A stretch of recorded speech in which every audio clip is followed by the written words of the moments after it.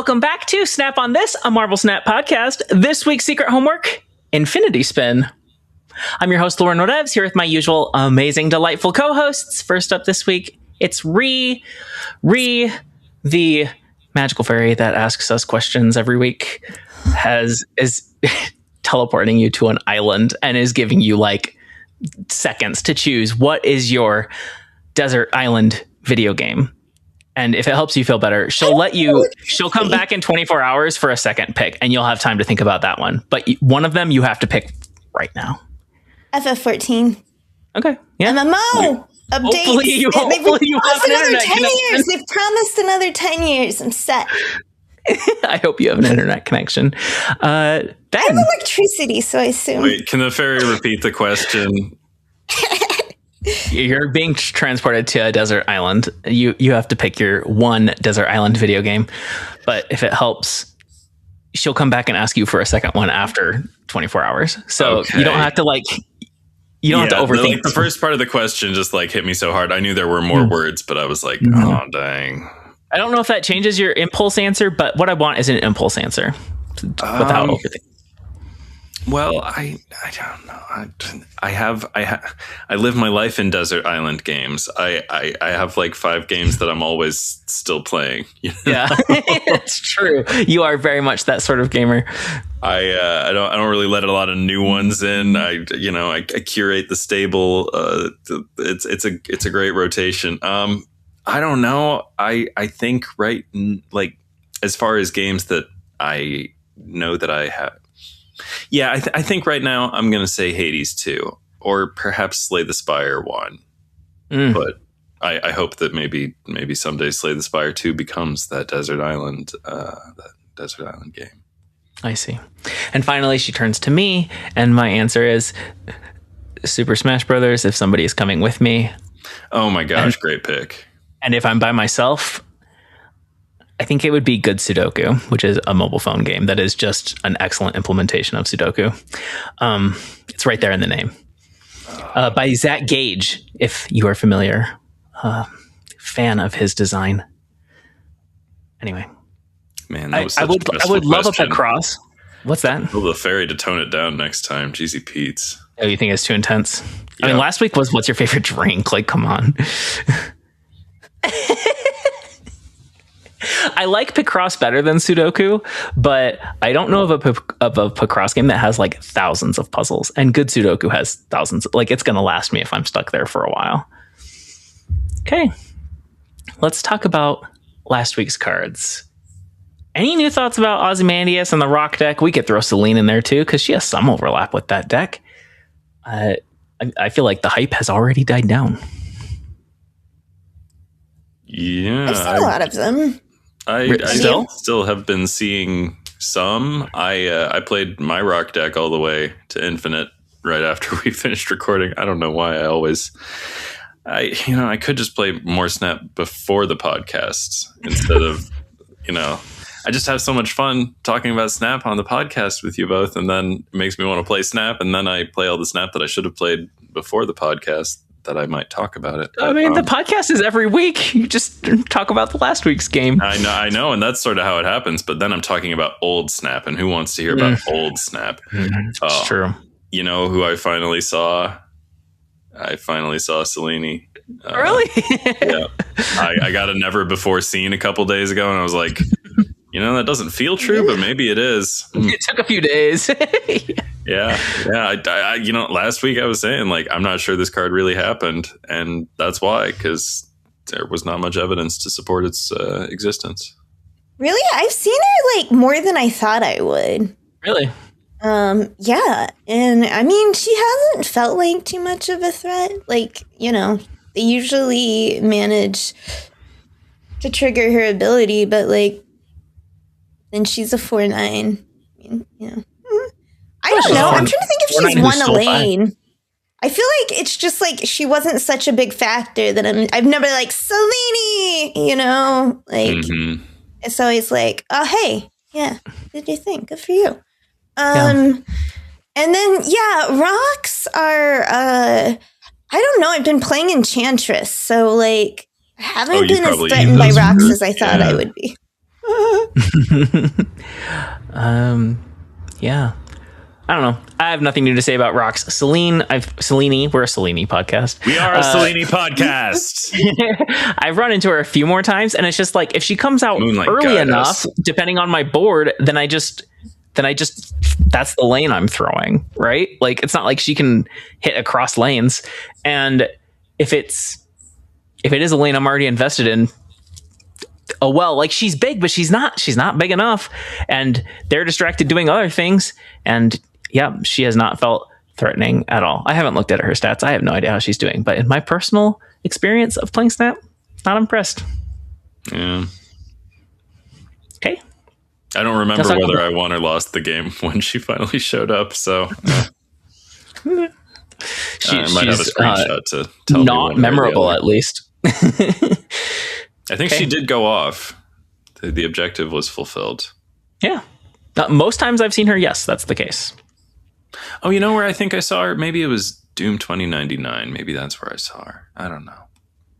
Really? I've seen her in rocks mostly. Me too. Maybe it was rocks. Doom 2099, and they get 2 from Doom. They get 2 Doom bots. Wonder where they're getting their third no ability. I might have been wrong. I might be misrecalling. I mean, it's a card I only saw once, and the novel thing about the match was that Selene showed up. I am going to refer to my screenshots probably. I don't know. That's not great audio. Sometimes I just like to know the truth. All right, let's talk about this week's card. The last of the season, the third Kang variant we've received in this game after the first of his name. Kang Prime and Iron Lad. Rama-Tut, 4/5. On reveal, use 3 on reveals from cards released before Rama-Tut's time.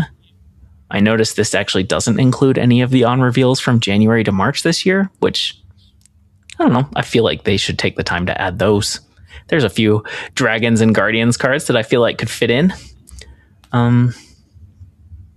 He's really fun.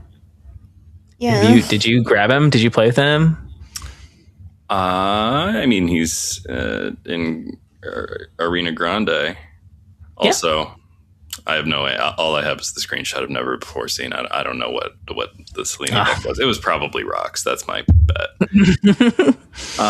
But yeah, I've seen Rama-Tut. You know what I learned? Reading on Fourth Location, I learned that apparently the Rama-Tut on reveals are weighted and they're not all equally probable, which... I didn't know that was public information. Yeah. Well, Scott. That's what Scott says, so... It might be public. I don't know. When I first heard it... The thing is, Scott doesn't have the numbers either. Yeah. They're not in the data. Says they're weighted, like the X-Mansion ones. Yeah. You know? It could be that the weighting is in the game data and has been data mined, but I haven't seen it. Anyway. Ree? I didn't have the tokens to even have it be a choice. So I didn't get it. But I have seen it. It is the kind of nonsensory I thought it was, where it's just kind of irritating to lose to it because it's hard to account for it. And I also, I played it with Grand Arena, but I'll be honest, I know I should have been enjoying it while I had the chance to enjoy it for free in the silliest and funnest of ways. But the way I was playing was I had a book. Because, they were playing, everyone was playing it. So, it's just, animations were just going off, forever and ever. So, it's just, okay, cool. Yeah, I'm going to click to see what happened. This is, a silly game. Move on. Yeah, valid. I've had tons of fun with this card, but it feels like the kind of fun that's, a burst for a week, and then I'm good. And it's not like he's even going to be evolving. I mean, there may be future cards that synergize with him, but it's not like his ability list will be expanding. If the abilities are weighted, I think they could use more weighting, because I hit Destroyer so many times. And granted, I'm doing silly combo stuff where I'm proccing Rama-Tut, so he does 12 or 18 on reveals, but still there's a list of 108 and he's hitting Destroyer. Are you gonna complain? So often. That's what you get. That's what you get when you practice. Also, this list of 108 Snap Zone, they think it's like 200 something. So I'm like really getting a lot of mixed signals about what Rama-Tut's actual like functions are. I don't know. I haven't seen Snap Zone's list, but I would trust fans. Yeah, everybody's telling me different Rama-Tut stories, and I don't even know who to believe. The one I saw, KM Best had on Twitter a list. It looked like it was from the data mines. Like it looked like it was written in not code, but like in game language, I guess in code. It had like a list of all the cards that Rama-Tut could hit, and all of them were alphabetical until the last three, which were Viper, MODOK, and Destroyer. Almost as if they weren't in the original list and then got added in later. Or like maybe they got taken out of the original list and then added back at the end. Right. Yeah. Anyway, there are other things that can ruin your day, like MODOK and Heimdall if you're doing combos, and I don't know. I feel like there were a few things that were messing me up. Maybe Spider-Man, Cersei can mess something up if she evolves your Wong too soon. But yeah, Destroyer. I was flabbergasted by how often I was hitting Destroyer. I mean, it happens a lot. I mean, we've all played on the raft. A lot of times the 6 cost is a Destroyer. Yeah, or a APOC, and you're not playing discard. Or an Infinite, and there's a lot of bad hits, honestly. Yeah. I mean, like, honestly, I don't complain about an Apocalypse or a Hela. That's my feeling. All right. This is normally where we would vibe check next week's cards, but this is the last week of the season, so we will be doing season ratings shortly. Do you want to talk a little bit about Arena Grande, mode that they kept as a surprise for April Fools? Yes. Yeah. Absolutely. Yeah. I think it was great. Okay. Mm-hmm. One, this is exactly the kind of thing. Second dinner. I don't know if you have been reading about yourself in the press, but you do not have a good reputation out there. And you can use all the goodwill you can get. And this was a perfect thing to throw out there, where it was like very easy to complete. Not only was it easy to complete, another factor, it was easy to see that it was going to be easy to complete. A lot of times with these events, it's so hard to calculate how much time you're going to need on these exponential things, but this was in a way that's like, oh, I just need to do this 3 more times. You know what I mean? And then I'll get it all. And that itself makes it less stressful about like grinding an event. So like little things like that can matter. And it was just all free stuff. I get that it wasn't like any soup. There wasn't a free card, so it's totally optional. You miss it, it's only 2 days or whatever. Stakes. Yeah, really no big deal. That. Right, but borders aren't nothing, and there was like a mystery vein in there. Like that was fun. I forget what I got, but it wasn't something. It wasn't like a pixel that I hated or something. I got Hasbro Jubilee. Oh, nice! I don't action figure. Oh yeah. Okay, now I'm seeing it. Okay, and then and it was such a goodwill. It was all free. It was only 2. Oh, I thought that was so funny. Okay. The 2 gold, right? For the pass. Cause I saw this and I immediately knew I'm going to be like, oh, people are going to be so OCD about having an off amount of gold. And sure enough, like, I feel like I read somewhere kind of just around, I've seen people being like, oh, you can, here's how you can get your gold back to like a 5 or a 0 kind of tips. And I was just like, I don't know. I was at me, where there's the 2 guys talking and then there's like the Aragorn Ranger guy sitting in the corner, like fools, And it was just like, Second Dinner thinks they can get me to spend for boosters or something. You have spent months training me to ignore little red dots all over the place in your game because there's simply no way to remove them. You think you can hurt me with a 3 or a 7? You think?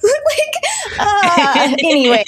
So like, I laughed in the face of that. I was like, yay, 2 gold all day. I don't even, do I know exactly what my gold balance is? Not enough to get everything I want. That's just always what it is. So like, right, well, I'm one of those people who wanted a 0 or a 5 at the end. So I just didn't get the pass because there was nothing of value on it. So I just didn't want to sweat it at all. There's a Deadpool variant, a card that like I've got variants for should I ever decide I want to play Mr. Pool, but I don't.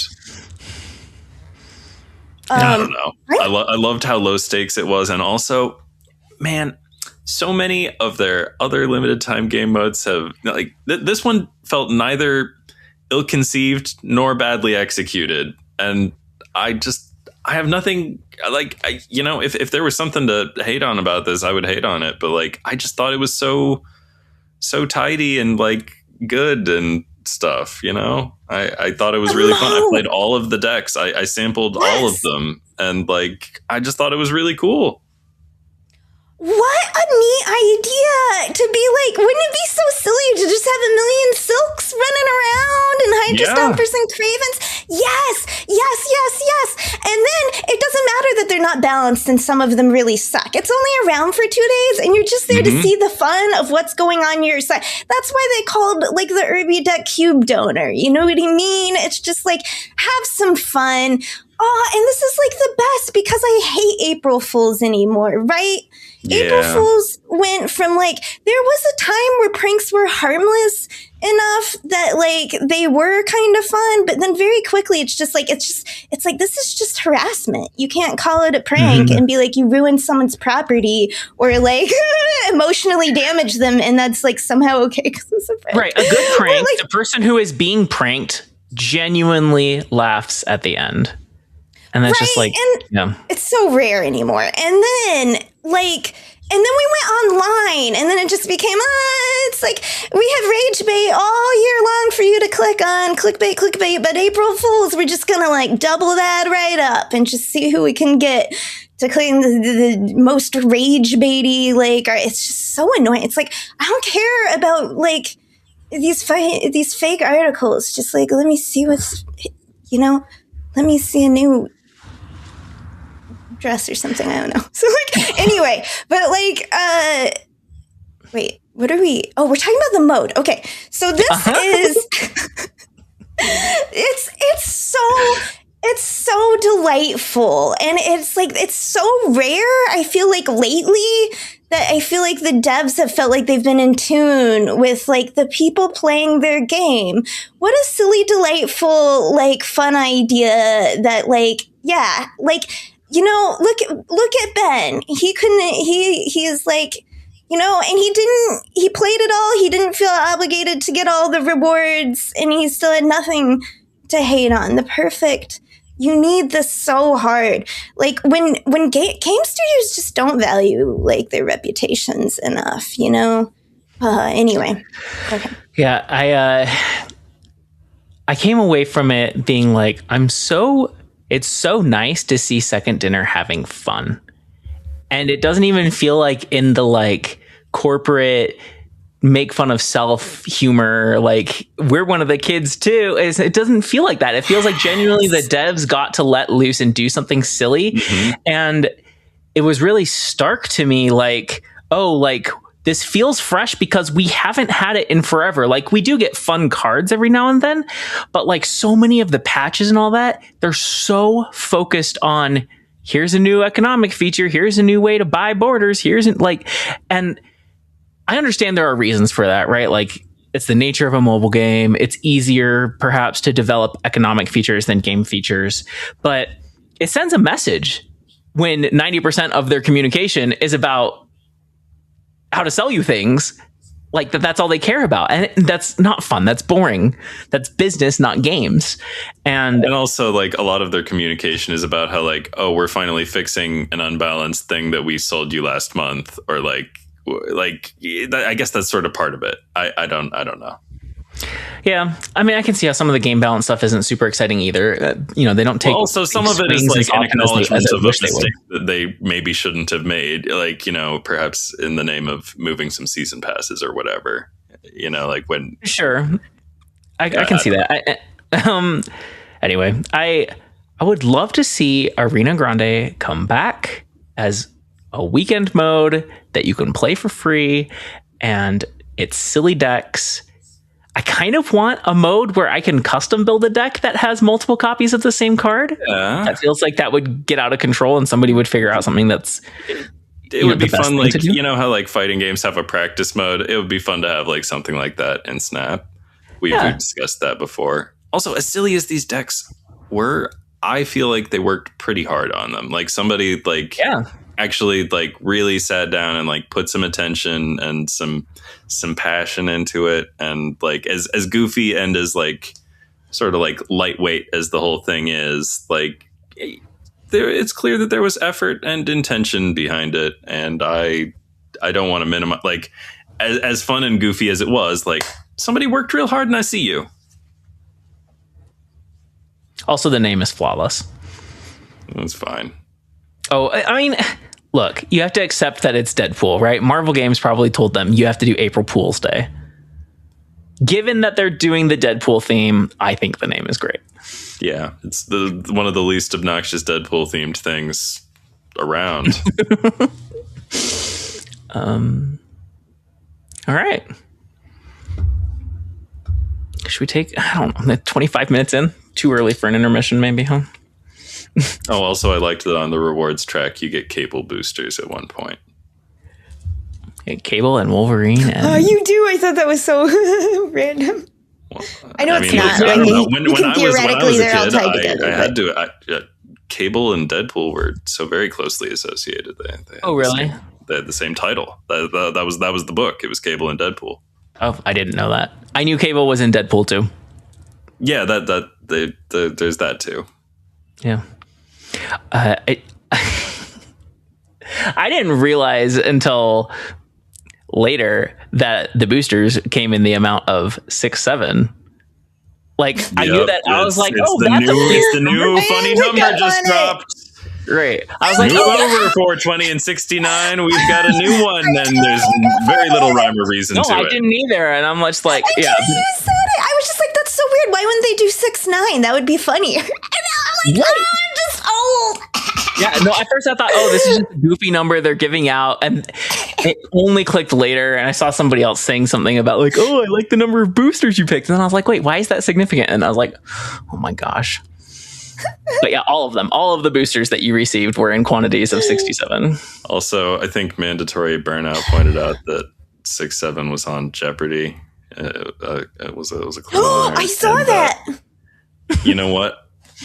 This probably goes in my Mandatory weekend Burnout snap. Also watch Jeopardy? I also watch. Yeah, that's the thing. In like the past month in our household, we started watching Jeopardy before bed. And we're fucking loving it. Oh my gosh. Shout out to Jamie Ding, bureaucrat and law student from fucking New Jersey or whatever. Loves public transportation, the color orange, and his parents. He's our current champion. At least we're probably a little behind, but like he's a delight. God damn it. Jeopardy is the vibes are so good on Jeopardy. I'm just loving it. I don't know why we didn't start watching Jeopardy sooner. Awesome. I don't actively watch it, although I did just watch the YouTube edition, which featured I was less interested three in YouTube celebrities and very easy questions because it was celebrity. Okay, so YouTube also threw that at you. I was like wondering if YouTube somehow knew that we'd been watching Jeopardy on some, maybe they do, but I was like, why are they recommending me Jeopardy shit right after we started watching Jeopardy, huh? But like, no, I guess if everybody's getting it, then everybody's getting it. There was a special. I've been watching Jeopardy for a long time, but there's like a special like charity YouTube celebrity episode. All the questions are YouTube themed. It has Brennan Lee Mulligan and Rebecca Black, and I feel really bad. I can't remember the other person's name, but it's a famous drag queen from who competed on RuPaul's. Monet something. Rebecca Black was the example of failed nepotism, and now she has gone to successful nepotism. Yes. Did you say Rebecca Black was an example of nepotism? What did Ben say? I was also. I was pointing out that this is a hot time for Monet Exchange because they were also on the traders on NBC. I don't know who that is. Whatever. Okay. Oh, it's okay that you don't know. The traders or Monet Exchange or both. It's okay. I watched the first season of UK Traders, and it was pretty fun. Seen it. That one doesn't have Alan Cumming. You're setting yourself up to not like the traders. Alan Cumming. Really? Somebody recommended the UK version. No, the UK one's good. I mean, I've got nothing against Claude's, but Alan Cumming though, he's got the best fits. Is he the US one? And and oh, dude. He just throws these portraits of the contestants to the ground with such disdain. Yeah, he's really camping it up, and it's a joy. So that's what the US version really has going for it. Way too many reality stars on it in recent seasons, though. I do not care about housewives versus gamers being Survivor's contestants. Not even our kind of gamers. Like, where you on Big Brother, you're a gamer, and you have like, the battle lines are drawn, and like, you're just trying to take on the housewives, but we'll band together against you, even though half of us are traitors and half of us are faithful. It's fucking stupid as hell. The recent seasons have taken a turn, if you ask me. They were awfully mean to Ron Funches, and that doesn't get you very far in my book. I gotcha. All right, let's go on to and do our intermission now, because I just realized I'm out of drink. Yeah, I'm also out of water. I was gonna tell you to start reading Strife while I went and got my water. Can we keep that part in though? We can take an intermission. Listeners, we almost always take an intermission. That's when you get the guitar thing going. That's the intermission. Yeah. Okay. Usually. Did I say anything terrible? No. I have no concept of what I say being inside or outside the podcast fan. For the record, you don't say like inappropriate things that need to be cut or blocked from humanity as soon as it's not even a risk. All right. Let's take an intermission. Okay, we're back from intermission, and we're going to rate the cards in April season. That is imminent, starting next week. First up, our season pass card, Ree. Okay, it's going to be Strife, who is forecast for 6 power with the objective, play 3 unreveal cards, which will give you the benefit to use the highest cost on reveal in your hand. I think this has to be pretty good, because there are a ton of on reveal cards, right? Most decks use at least some, so there's a wide range of decks this can go into, different flavors. Also, it's like the counter for on reveal is like Cosmo, which is powerful, but it's not like the tech like Stardust stopping a Hela or something, because Cosmo only shuts down one lane, and it's only effective mostly when they have prio. Which, if you're worried about a lot of Cosmos, you can like build some early prio getting into your deck, so they can't get one off on you. So it is something that's like, it's like on reveal, you have more wiggle room. I think I gotta give this one a 4, because also, not even to talk about the benefit here, a Fin Fang Fuma's got a pretty good ability, right? Like, that kind of stuff. Pretty and good. It's like, yeah, so you could even just trigger this last turn and, just like not even play that high cost card in your hand.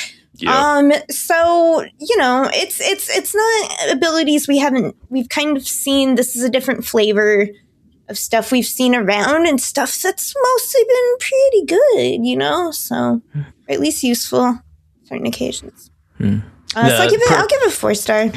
Yeah, the consummate professional that I am, I don't know what that means. It just sounded like the right adjective. I didn't introduce our rating system. So, if this happens to be your first episode listening to us do season ratings, we just rate them 1 to 4. 1 is very bad. 4 is very good. Ben? Sometimes feelings are involved. Absolutely. Yep. So, but for brevity, we'll say it's about how good they are. Even if maybe there's a little more to it. And this card seems mighty strong, probably a little too strong, folks. This is one of those season pass cards that I think they're going to have to make some corrections about in like 6 weeks or so. I think maybe this is a bad idea. For the very Fin Fang Foom kind of reason that Ree said. And I mean, that's not the only thing to do with this card. I think I was listening back, not to the whole episode, but to the episode of Snap on This where we saw these cards for the first time, data mines and stuff. Wow, that was so many cards that episode. But anywho, we realized once we got to techno-organic virus that maybe they want you to use this to activate your very expensive techno-organic virus. And that's such a fucking joke. That's not what this card has so many better things to do than that. It's not going to fucking waste its time dragging techno-organic virus kicking and screaming towards practicality and relevance. It's just not happening. No, this card's nuts and it's got way crazier things to do. Yeah, this card's not good. I mean, it's very strong. It's not good for. It's not good for the game. Yeah, I'm not looking forward to that. No. Yep. How are they going to tune it? How would you fix it? Well, for one thing, I would get it away from good stats. Absorbing Man doesn't get to be 4/6. Why the fuck does this? Why does this Fin Fang Foom get to be 4/6? It's ridiculous. Oh, I just realized he can copy Brood. That's wow. Okay. Yeah, but I don't know. That seems like such small. That's so unambitious for this card. I think. Yeah. So 4. I don't know if you said that or not. Yeah. Okay. Yeah. Too good. Strife is also a 4 to me. I think he's a very good card. I know that I don't play the game like most people do. 75% of the time. Sometimes I'm trying to climb to infinite or do well in an event, but the rest of the time I'm goofing off. And Strife is a shenanigans card for sure. I'm going to do so many cool things with this card. I'm going to be copying Zola's left and right, and then I'm going to Zola the Strife and copy 2 more big things. Yeah, I think a lot of people are going to be doing that. That's not just a goofy Lauren thing to do. That's just a thing. Well, so that's the thing. I'm I always try and succeed to various degrees to filter out the fun factor, the Laurenness of it, and try to focus on really how good is this card, or is it worth investing in or whatever. And it's just I think if you just want him to be a good big card, he can do that easily. There are so many good things to hit, and it's targeted. The Cosmo of it, I did not think about before. So if you're trying to use the objective as a delayed thing, I'm going to play him on 4, but I'm not going to trigger it till 6. He is just begging to get Cosmoed. But other than that, he seems real good. Yeah. Do you think that's the way I'm sort of imagining this card seeing, I think the standard usage of this card is basically going to be as on reveal at the end of your turn, do this shit. That's how I think it's going to play. Sure, it's technically an objective card, but you're not playing it unless the objective is going off that turn anyway. And it's the easiest objective in the world. So you'll have I don't know. There's some deck building consideration to make sure you have enough on reveals and enough good hits for him to copy, but that's not a hard restriction. Really good. Just start your day with an America Chavez and go from there. There's going to be lots and lots of ways to fit him into different decks. Okay. Ben, will you read our super premium season pass, which is Techno-Organic Virus? Techno-Organic Virus. I already alluded to it. It's a 1-cost skill. On reveal, copy this to your hand with +2 cost. Infect your other cards here. Replace their text. And what's that ongoing text they've got? +1 power for each Techno-Organic Virus you've played. So, I don't think this card is very good. I think I wanted to give it a 2, but I think I was just being nice. I think this card is a 1. I think it's real stinky. You need to already have a bunch of cards on the board the first time you play this card that you're supposed to play 3 times. I don't see it. I think it's goofy as hell. I don't think it's going to be practical. I don't know. Like maybe there's like ongoing stuff to do. I don't think so. Like all the things that seem like they might be things seem like they're not really things. That's just my perception. I would love, if either of you are high on it, I would love to yield the time and hear what could work about this card. Okay, I'm pretty high on it. I think it's one of the best half of this season. I gave it a 3. But you're making me question a little bit. I don't think it's as bad as a 1, but you are making me question the 3 a little bit. That said, the thing that this is it's replacing bad text, right? You throw this in something like a Sauron deck, and it does the Enchantress offgoing thing for you at 4 cost less. So that's, just do it once, and like it's just clean. You're happy. It just you're happy enough if you do it once, right? Like, I don't think very often you play Techno-Organic Virus 3 times. I think it's just too expensive to do. And so that means pretty much always the ongoing is only going to give you +1 or +2. But that's fine if you're replacing text that doesn't matter. Like if it's either actively bad text or if it's like on reveals or activates that you use early, like Spider-Ham. It's like once they've used up their text, might as well update it, right? So maybe it lets you play a few more on reveals in Spectrum. The other thing that I think is notable is if you do want to go all in on Techno-Organic Virus, I don't know how good that's going to be. It seems pretty swingy, but you could do Mobius, and then every copy you get costs 1. Oh, that's a good point. I hadn't even considered that. I think I'm going to stick with the 3 for now, but see. What do you think, Ree? I also gave it a 3. Okay. First of all, a little bit on the feelings. I like this card. It is different. It gives people a little something interesting to chase. And it doesn't just feel like, hey, we comboed 2 plus minuses shifts that exist in Snap into some new card, you know? So I appreciate that about it. I would say it would be fun to deck build around it, except for it is real. I mean, and there's ways to chase 1 cost cards a little bit more now, but at the same point, it's still hard to just rely on drawing like 1 card. But what I would do to chase it would be like, I mean, you know, would be like doing some Moon Girl stuff. What if you multiply it before you play it the first time, you know? And then, I liked the Soren idea. I hadn't even thought of that because I do enjoy playing Soren from time to time. So anyway, to wipe it and it comes back and it gives you a secondary way. How convenient. Okay. Although at more cost. So, you know, I think it'll give people, you know, I think it'll be a fun thing for certain people that find this an interesting thing to mess around with. Yeah, there's obviously a limit to how it's strong, but I gave it the bump up to 3 from a 2 because I just think it's neat.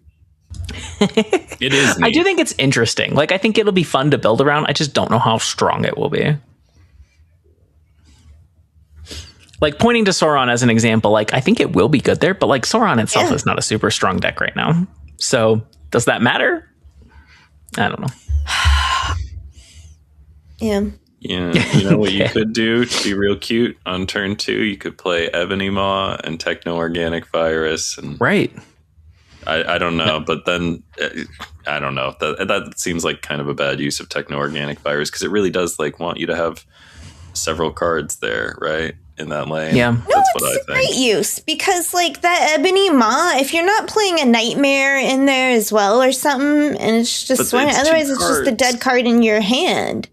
So it's like, you know, if that's your one, and what else were you going to do on that turn when you're in a Sauron deck? You know, you don't have that that's many. Like 2 cards for a 2/7 if that's like all you're doing with it. So like, maybe you played Lizard on 2. It's just like cuter than it is practical. I mean, maybe it's like Lizard on 2, and then on 3 you're playing Sauron, Ebony Maw, and Techno-Organic Virus. Like, there's a world where that makes sense. Yeah, like, it replaces 0. Like, yeah, that's exactly what I was thinking. I'm like, I definitely take out. I was just thinking that. I'm like, 0 is the card I take out and put in Techno-Organic Virus, and I'm happy. I'm happy to do it.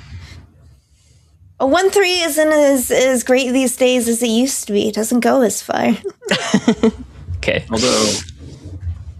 Although, I mean, it might still be better than techno-organic virus for the stuff we were. I don't know. Techno-organic virus also it affects every other card there. Zero only ever affects one card, and you have to play it in a specific order to make it happen.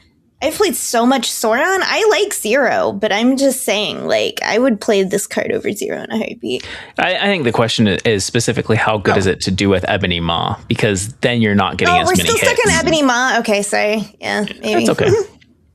I think there will be good things. Like, Sauron, there are Sauron decks that run Enchantress. And it's like, Enchantress can also be offensive, but still, this costs 4 less. Or it means that you can Enchantress 2 lanes. I'd run this and Enchantress. That's why when you said Sauron wasn't as powerful, I'm like, well, there's certain stuff. And then I'm thinking about it, and I'm like, no, you're right. It is kind of less power. I have played it recently, actually, a little bit. And I'm like, why is that? And it's like, you are so busy teching your own cards for your power. You can't stop them. And people can just get bigger if they're not just playing big cards, because there's just so many ways to multiply and stuff like that. And that's why you play Enchantress. It's one of the few pieces of tech offensive things you can fit in a Sauron deck, you know? Mm-hmm. Okay, on to Wolverine, a 4/3 Horseman of War. The objective is this has 5 or more power. When we first saw it, it was 6. This has 5 or more power to give one of your cards at each location +3. This made the change from 6 to 5 makes a huge difference in my mind. It's much easier to give him +2 than to give him +3. Right. So, I mean, you have Chavez and Agony as ways to do 3, but ways to do 2, you have Carter, Maverick, Mother Ascani, the New Storm, one hit from Gwenpool, Forge. There are so many more ways to get the +2. Galacta. Yeah. That said, then he's a 4/12, which is like, that's pretty good, but is it good enough for how hard it is to do? Like, we have Ikari coming next month or the month after that is also a 4/12 that has an easier condition. You just have to play him on a location where there's an afflicted card, maybe an enemy afflicted card, but still. So I don't know if this is a 2 or 3. This is the card that's the opposite of Strife for me, where I'm like, I'm down on it because I think it's boring. It's just stats and not super good stats, but also like, sometimes the stats cards turn out to be decent, right? They turn out to be playable. Well, I'm like, what if you Mother Ascani this? Then you can play 2 of them that are 3 cost on the last turn. Like, that's a decent chunk of power. Is it worth how little power Mother Ascani is? I don't know. So I'm between 2 and 3 on him. I'm interested in what you two think. I will commit to a 3 for now, but it's not a very strong 3. Is it a re-rotation? Okay. I gave it a 2 because this is kind of card I like to play with, buffing cards, but I just have to think there's better, more synergistic ways to, like, for the cost, for where you play it. It's just like, right? Like, I don't know. Like, what do you want? It's like, what do I want to do with it that's better than other things? Like Namora. And Namora is like my dream, not a reality, like for realsies, you know what I mean? Like, so, I mean, not that it can't be, not that I couldn't win or get to infinite with Namora or something like that, but I understand, where Namora currently exists in the meta and in how many ways it is to disrupt, right? And so it's just like, what are you taking out for this in the kind of deck that this would go in? Because you don't want to build around this, right? It's just not, It's not a build around card. And I wouldn't take out Gwenpool for this probably, you know what I mean? Like for me, yeah. So it's a 2, but it's still power, like you said, and stuff. It's not nothing. It's still more playable than, like Jessica Jones and stuff. So like, it's, I feel like I could do more with it at least. So that's why I give it a 2. Ben, what did you give it? I also gave it a 2. I think that the Gwenpool example is it's a great way to sort of start looking at this card. What you get from this card, like, I kind of don't care that they made it easier to do the thing because the reward is just not very good. Adding +3 power to like a random ass card on each location, you can't guarantee it's going to hit Captain Carter or Maverick or whatever you want it to hit. You can if they're the only card there. No, you can. It's true, but like they might not be the only card there. And also, the thing about hitting Captain Carter when she's the only card there is like, how are you going to fill that lane, huh? You know, the form factor on this card, like it's just not a good shape. Like it's not. Nobody needs this Tetris block. This is not in demand. Nobody asked for this. Well, I don't know. Somebody probably did, but like, Lauren, think about how much. Think about your disdain for Selene, horseman of whatever the fuck she's the horseman of. Like, she's a 415, right? Yeah, right. Or a 414 is. I forget how big she is, but not big enough, right? Not big enough. Selene is a great comparison, actually. This is something that I noticed about Wolverine just earlier today. Selene is asking you to do something completely unrelated to her ability. You need to play cards with no ability, and then she does Affliction. Those two things have no overlap. Wolverine is asking you to buff him, and in reward, he buffs things. So you just throw him in a deck that has cards that buff each other. And as we've talked about before, those cards are at a critical mass. You're at no shortage of options for buffing Wolverine, and then he'll buff other cards that you want to be buffed. Yeah, maybe, except like the order is wrong. Like, you're playing cards that will make Wolverine bigger before you play Wolverine, or like, you know, around the same time you're playing Wolverine. Like, if you Mavericked up your Wolverine, for example, Maverick already did his thing. He doesn't care about getting bigger anymore. And like all that kind of, I just don't, like, nothing about this card goes in a straight line towards victory. It's like, it's all squiggles and like it's all like lateral movement. I just don't. Yeah, I think the card's just not fulfilling a role that decks want it. Yeah, I don't think this card works. That's my perception. Yeah. But like, you know, it's not like terrible on rate, and sometimes if you can land the buffs on favorable targets, which again seems to me, maybe my powers of prediction are wrong on this one, but like, I don't know, like I can sort of like see the potential in the dream, and like I understand how like they decided that this might be a card someone wanted, but like I don't think it really is. I think there's a little confusion there. Yeah, it could be 4 is just too much, or that the reward isn't big enough. I think the Gwenpool comparison is also interesting because, like, it's the difference between buffing cards on the board and buffing cards in hand. Buffing cards in hand is hidden information. Buffing cards on the board, you already paid for them. So there's not a risk that your buffs are just going to stay in your hand the entire game. Also, those hand buffed cards, like, that is how you can make sure that it's hitting a thing. Like, you know, you can't buff a Brood that's already on the board, and like, right. You know, if your Maverick was on the board to buff your Wolverine, it's not, you know, doing any fresh paying it forward. And I just, buffing things in hand does give you the surprise element. I just think buffing a random thing at each location, it feels kind of Starhawky. You know what I mean? Like, not like exactly like Starhawk, but like Starhawk can buff up to 4 cards. You know, if you filled the right or the left already lane, there, yeah. Did anybody like? Is that something we want to do? I don't think so. What I do appreciate about the one minor thing, I mean, I mostly am just in agreement, but the minor thing to appreciate is I see a lot of value to being able to buff something after you filled it, because we're just playing so many cards where we fill lanes a lot more. And the ability to fill a lane and then just add more to it, a little more to it last turn or last 2 turns. That is my bread and butter. I think, like, the week before last, I was saying something about how, like, I'm totally down to fill a lane early with a Brood or something in a Surfer situation, because my opponent is not sure how many points I will be adding on turn 6 if I'm doing Surfer and Absorbing Man, or Surprise Wolverine, or, you know, Show Lao, or whatever. Yeah, sure. Reed, that's a really good point, and it makes me. yeah, I think I'm glad I put it at 2 and not 1, because this is not a 1. That's a really good point. It's a very small difference, but Wolverine you can play on the last turn. You can't do that with Gwenpool. Yep. Yeah, that's true. But different. There are advantages. That's the problem is that it has to take it's a 4 cost. It's got to take a certain spot. And, and it's like, is this the one you prefer for what you're trying to do?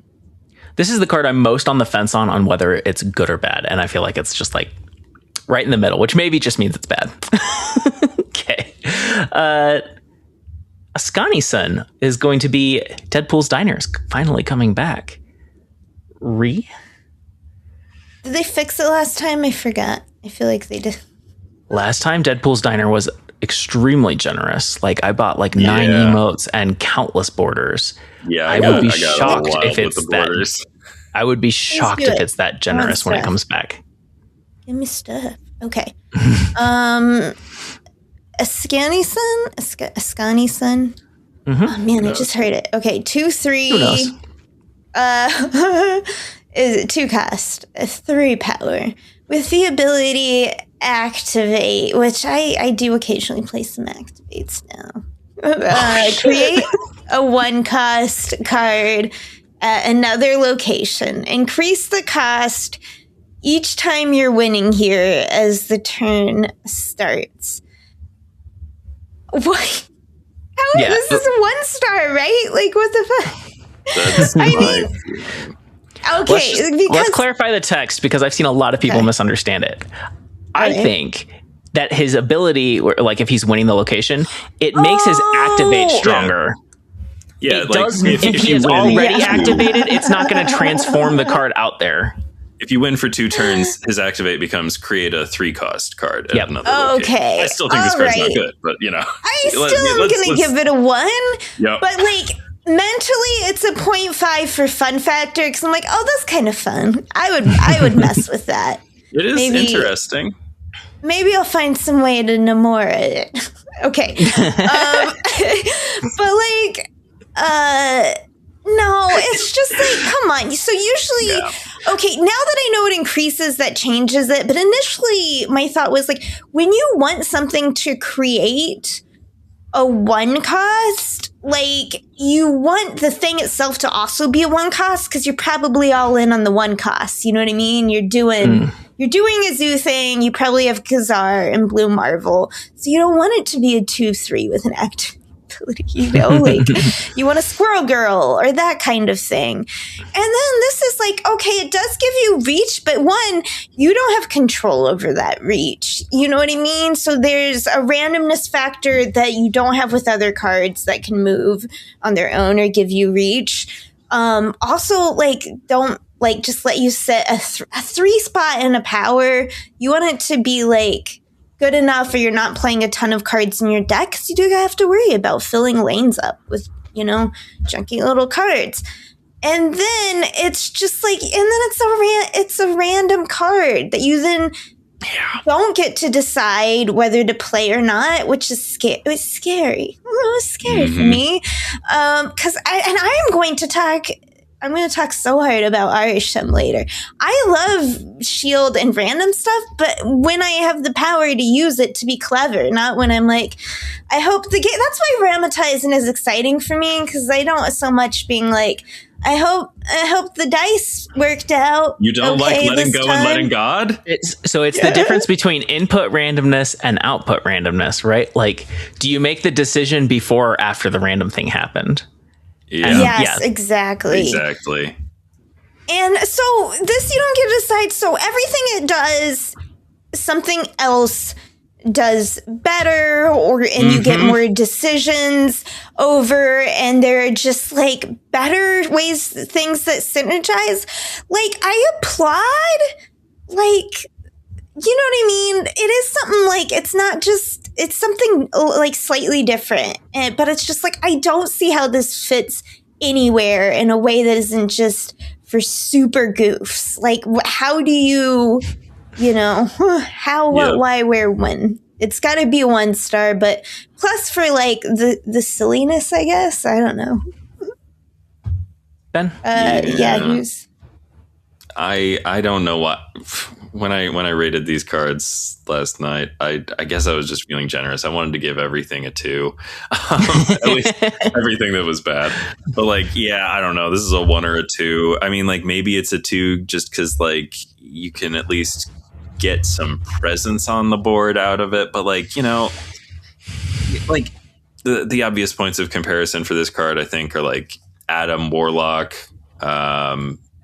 Well, obviously Adam Warlock, but you know, also maybe that is not obvious to me. What is the connection? That you're trying to win the location? They care about winning a location every turn. Okay. And you know, another would be Iron Patriot, and these are both cards that are good at their jobs. And I don't know what this card's job is. This card is like, we'll try really hard to win this location, and you get.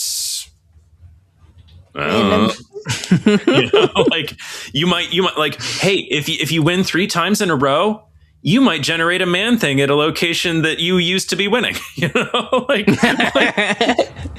what is this card for? It's not for anything, so it's for nothing.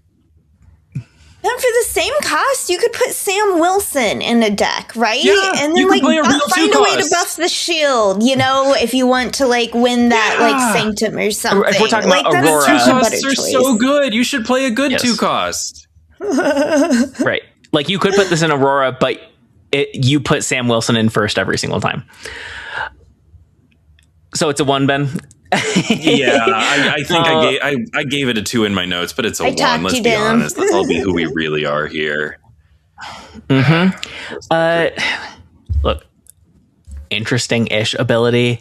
I think that people in general underrate cards that have the output randomness, especially things like a Cersei or I feel like there's another one. I don't know, Shauna or this, where it's the bad hits are more memorable.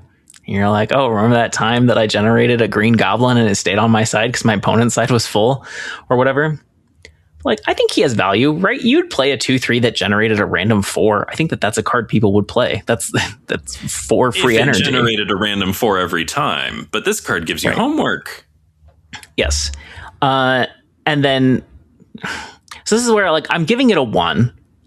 And it's not that it's unplayable. You can do stuff with it, and I think it'll be better than most people expect. But it has no home. There's no reason to do it. So for that, there's no deck where it is one of the best 12 cards. Also, those cards you compared it to, Cersei and Shauna, those both have actual jobs. Those have like outcomes that you are guaranteed to like get, you know, like Cersei will fix your void, you know, like Cersei, like you have she will mess you up too. Problems sometimes void is Hobgoblin and then he's stuck on your side anyway. Cersei can't mess you up, but like you can count on her to at least sort of do a thing. Like you have a problem that you want Cersei to solve, so Cersei is the card you play to do the thing. Like you have good evolve targets, the polymorphables, as I think of them. Yeah, but like, and Shauna, you know, she's guaranteed to like make a bunch of 1 costs on all the locations, which is a thing that sometimes you actually want, and it's a specific thing. But like this is not a card that does a specific thing. It doesn't even tell you where the other card is going. The other card is just going not here. Yep. Okay, Ben, Archangel. Ooh, I'm a little excited about this one. Archangel, Horseman of Death. All right. The objective. Oh, you know, you probably want to know the stats. That's right. It costs 2. And it's got 3 power. Archangel, Horseman of Death, Warren Worthington III. Objective. Your cards are destroyed 4 times. There's no rhyme or reason to how objectives are. Yeah, I don't know. I guess this one's consistent with the next one, so that's good. But yeah, if you've destroyed 4 cards, or if your cards have been destroyed 4 times, you then at the end of the turn get to resurrect one here with +4 power. I like this card a lot. I'm not really a huge destroy player, but like, gosh, it sure seems better than Elixir to me. You know, as we discussed when the card was data mined, you're gonna want to, you know, curate the possible resurrection targets by probably playing destroy cards that don't stay in the graveyard, so to speak. You know, your Wolverines, Deadpools, all that stuff. But yeah, like, man, you just want to kill a Venom, right? And bring back a big old Venom, right? And, you know, makes null all the larger. Just like the more you churn things through the destroy engine, like the better things get. Also, I want this card to be a Dakin friend. So like, I gotta give it some love just for that. Cause like, it's fun resurrecting a Dakin with +4 power. Because that's another Muramasa shard you've got, and like pretty soon you're looking at, you know, just a big nasty lane. Yeah, I think this card is pretty strong. I like, again, I'm not a destroy player at heart. You know, like I'll fuck with destroy mechanics in, you know, small ways, like 100 bad guys or a 200 bad guys with swords more recently. I can't give it less than a 3. I think it's dope as hell. I really like this card. I'm pretty excited about it in a way that I don't usually get about destroy cards. I think it's asking way too much of you. 4 destroyed cards is a lot. And I'm fascinated. You brought up an angle I hadn't thought of, which is destroying your Venom or Carnage or whatever your destroy enabler is. And yeah, he kind of justifies doing that. Because destroy so many of your targets in destroy are ones that don't actually end up in the destroyed pile. I worry, like, if you're putting him in something like Killmonger, it'll be much easier to hit your 4 destroys, but then it's pulling from a pool of 4 1s, and it's like, it could give you a very bad thing back. The worst thing, it's not targeted at all. I would much rather have it be a cheaper objective and not give me the power. Like Elixir is more targeted, and yeah, you never see Elixir anywhere. And the advantage that this has is you can invest the 2 energy early, but that also means it's 2 energy you're not spending towards playing a destroyable card or playing a destroying card. And I just don't think destroy can fit him. It's such a tight list already. I'm giving him a 1. Okay, I give him a 2 actually. For similar reasons, he's hard to read because for exactly the reasons you said.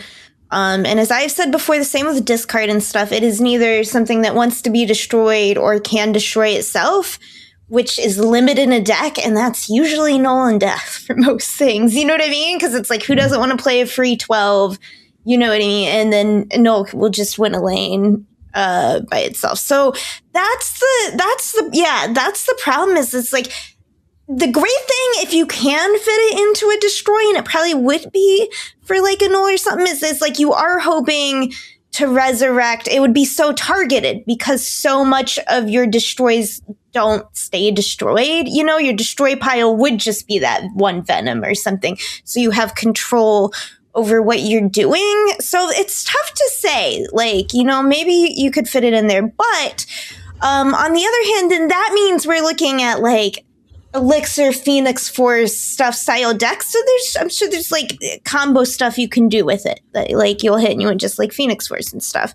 But yeah, that's where I fit on it. And I put it too, but it's like, it's cheap, you know? But you don't put it in a lane you're going to destroy stuff because you want to destroy it. And destroy, you want to be able to destroy a lot of places usually. So like, or at least gobble up the power. This one has to stay on board. Where you're not planning on destroying stuff. Maybe I will destroy where I want. When I play destroy, I will unless there's like a reason where like they waived and I can drop a null early and stuff, then I'll play around it. But like, you know, it's good because the problem is when you're playing destroy and you have like an X-23 and a Wolverine bouncing all over the place, you don't want to set yourself up for failure by trying to create safe lanes, you know, like, unless that's really important to your strategy. Actually, Ben's example where you're destroying and then reviving one of your destroying cards, your Venom, Carnage, Deathlock, whatever. After he's already done the revive, you're fine if it comes back and eats him. You want it to be the Venom, though. The thing is, you don't want to res that Carnage. You don't want that Carnage to, like, eat. You're fine if a Venom, like, eats a Null. You lose out a little power there if it eats, like, a big cost card. But Carnage, you absolutely don't want to come. And, like, you're fine with the Wolverine and stuff, but you don't want it to eat a... That's true. But there's other big cards, like Death and stuff. So it does... That's the problem. It needs to be so specific... Then it's like, is it worth putting this in over all the great destroy cards that, like... I don't think the revive is happening on turn 6 very often. I think you hit 4 destroys pretty early in a destroy deck. Sometimes I don't think it's an end of the game thing. Although, like, I think sometimes it'll be cool because, you know, it's a surprise objective card at the end of the game. That can be kind of swingy. One point that I didn't emphasize that maybe I should... I like that +4. I think that, like, you know, this card it's functionally, like, never less than a 2/8, even if you're bringing back a dead squirrel. Like, you killed that squirrel and you got the bonus for killing that squirrel. Like, you've discounted your death or whatever. And, like, you done got the body back. It's, like, you know, we like 2/8s and stuff. And, like, it's probably more than a 2/8. It, you know. In a destroy for a long time, though. Like, nobody plays Squirrel Girl in, like, she's in destroy. Weapon X. But Weapon X isn't a real, like, it's a bad you know deck. what I mean? It's what people, destroy players, like, it's like their fun car, you know? It's like, this isn't the one you can take out all the time to, like, win I just, like, I came to Squirrel because it's the worst possible example. It's a 1/1. I'm like, that's the floor. That's, like, Hood is actually the floor. I guess. I don't want to play this card with Hood. I don't think they're friends. Well, no, see, I actually do think this might be in the sort of, like, Firehair Misery, that sort of deck. Yeah, maybe. And in that deck, you want cheap on reveals that you want to repeat. And that's one thing Archangel does, is he brings something back and repeats the on reveal. Yeah. But I don't think it's controlled enough. So even though that is something you can do, I don't think it's what you do. Okay. I'm on Polaris. Polaris, Horseman of Pestilence, is a 2/2, wearing spiky metal armor. Objective cards in play are afflicted with -5 power to put a card from your hand here. She has a very cheap way to do this, right? To do a Dragon Lord. Mm-hmm. Mm-hmm. And there are decks that can splash something that does -5 power, right? That's a Selene, that's a Hazmat, that's a US Agent, or a Man Thing. It doesn't need to hit a lot of cards, and it counts cards that are your cards too. It doesn't care whose cards they are. So I think it's very hittable. The reason I am low on this card is because I don't know where it goes. It seems playable, but, like, Affliction itself, wouldn't it rather just be playing Anti-Venom and Malekith? Maybe not. I don't know. I kind of think maybe not. Yeah, you think that's a really good question. I mean, like, you raised a good point. I don't know. Yeah. Now, Affliction doesn't super duper care about the order the cards are played as long as Hazmat comes out late, and you know you can control that. If Polaris goes in the Affliction deck, I just don't know if she does. And if she doesn't go in the Affliction deck, that means she has to go somewhere where you're splashing Affliction. And the best thing I can think of for that is, like, Caliban or Omega Sentinel. Yeah. And I just, like, I don't know what the deck is. I told you going into this, I didn't give any 2s up, but maybe she's a 2. I had her at 1, but maybe she's a 2 because she is, like, she does something. It is a pretty strong thing, and she is pretty cheap. I just have no idea what her home is. Yeah. I thought it was the, like, stupidest thing. I'm excited to hear it, Ree. Okay. Sorry, just now as I was listening to you talk, but what if you did, like, you could put it in a Sauron type thing? Because it just says cards in play, right? It could be your own cards. Mm-hmm. So you could put in, like, look at, like, Mary, you know, Typhoid Mary, stuff like that. Like, give yourself some negative cards, and then have it, throw one of those big power cost cards. Because if this is with, like, Nightmare or something, you know, you want it to pull your Infinite, you know, if it pulls your Red Skull, hopefully you've already Sauroned it. If not, maybe you still have an Enchantress you can play on it, or a techno-organic virus or something. So I think that could be kind of a goofy, fun thing to do with it. Just sorry to interrupt you. Continue. No, I was done. No. I gave it a 1. What are you thinking? Or no, I gave it a 2 ultimately. Okay, so my initial instinct was to give it a 3, because it is easy to pull off with a Houseman. Affliction is like decent, you know what I mean? It has to be, as long as it's not too meta that people are running a bunch of Luke Cage, it can be pretty good, you know? Like I've certainly, been upset to some afflictions that I haven't been able to avoid, but and like I said, putting cards from your hand there, it's hard. You got to plan for it. You got to target it. But I just feel like this is so cheap, and it's something you can set up and pay off later in something where you're ramping or playing big cards, you know, which is something like Sauron or something. Sometimes you get top heavy in your hands. There are a lot of top heavy. Ooh, you could play it in Doom 2099 and as another way to pull, Doom 2099 plays a lot of big cards, so only be playing 1 per turn. How is it afflicting? How are you? Lawfey? Okay, well, maybe it's a new flavor. Ooh, is this Lawfey's moment? I think it's pretty easy for Lawfey to do -5. Yeah, I think this might be Lawfey's moment. Like Lawfey's been a good card, in principle, in a vacuum, on paper, but I feel like the home has never been there, but this might be it. I don't know. Reed, did you have anything else? No, I gave it a 3. I'm kind of digging it, to be honest. I think it's intriguing. I am also kind of digging it. I think you probably don't want to play it early just because of how easily it could go off at any moment. There are a lot of locations that will just get you there. Sewers, Thunderbolt's Tower, so many pretty common locations do some sort of widespread affliction thing, whatever the -3 one is that the negative zone or something? Negative zone. Yeah, there are a lot of common and uncommon locations that will help you get there. A lot of cards will get you there in one go. Your Lawfeys, your Omega Sentinels, and all that. And yeah, sure, Caliban. Caliban, that's the Doom 2099 card. Yeah, I haven't even thought super hard about.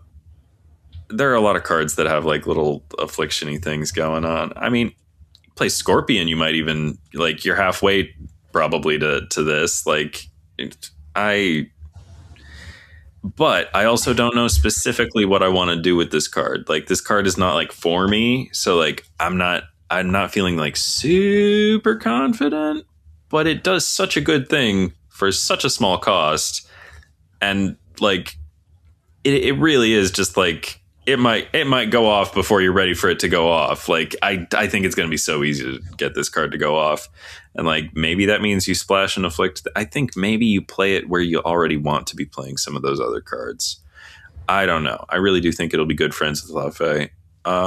Yeah. I believe in this card. I don't have a specific enough. I cannot picture with enough clarity exactly what it'll look like when it's being good, but I bet it's going to be good. So I guess I'll give it a 3 with a lot of optimism. And yeah, it seems strong. I don't want to harp on this too much, but this especially reminds me of the text slop that we've talked about.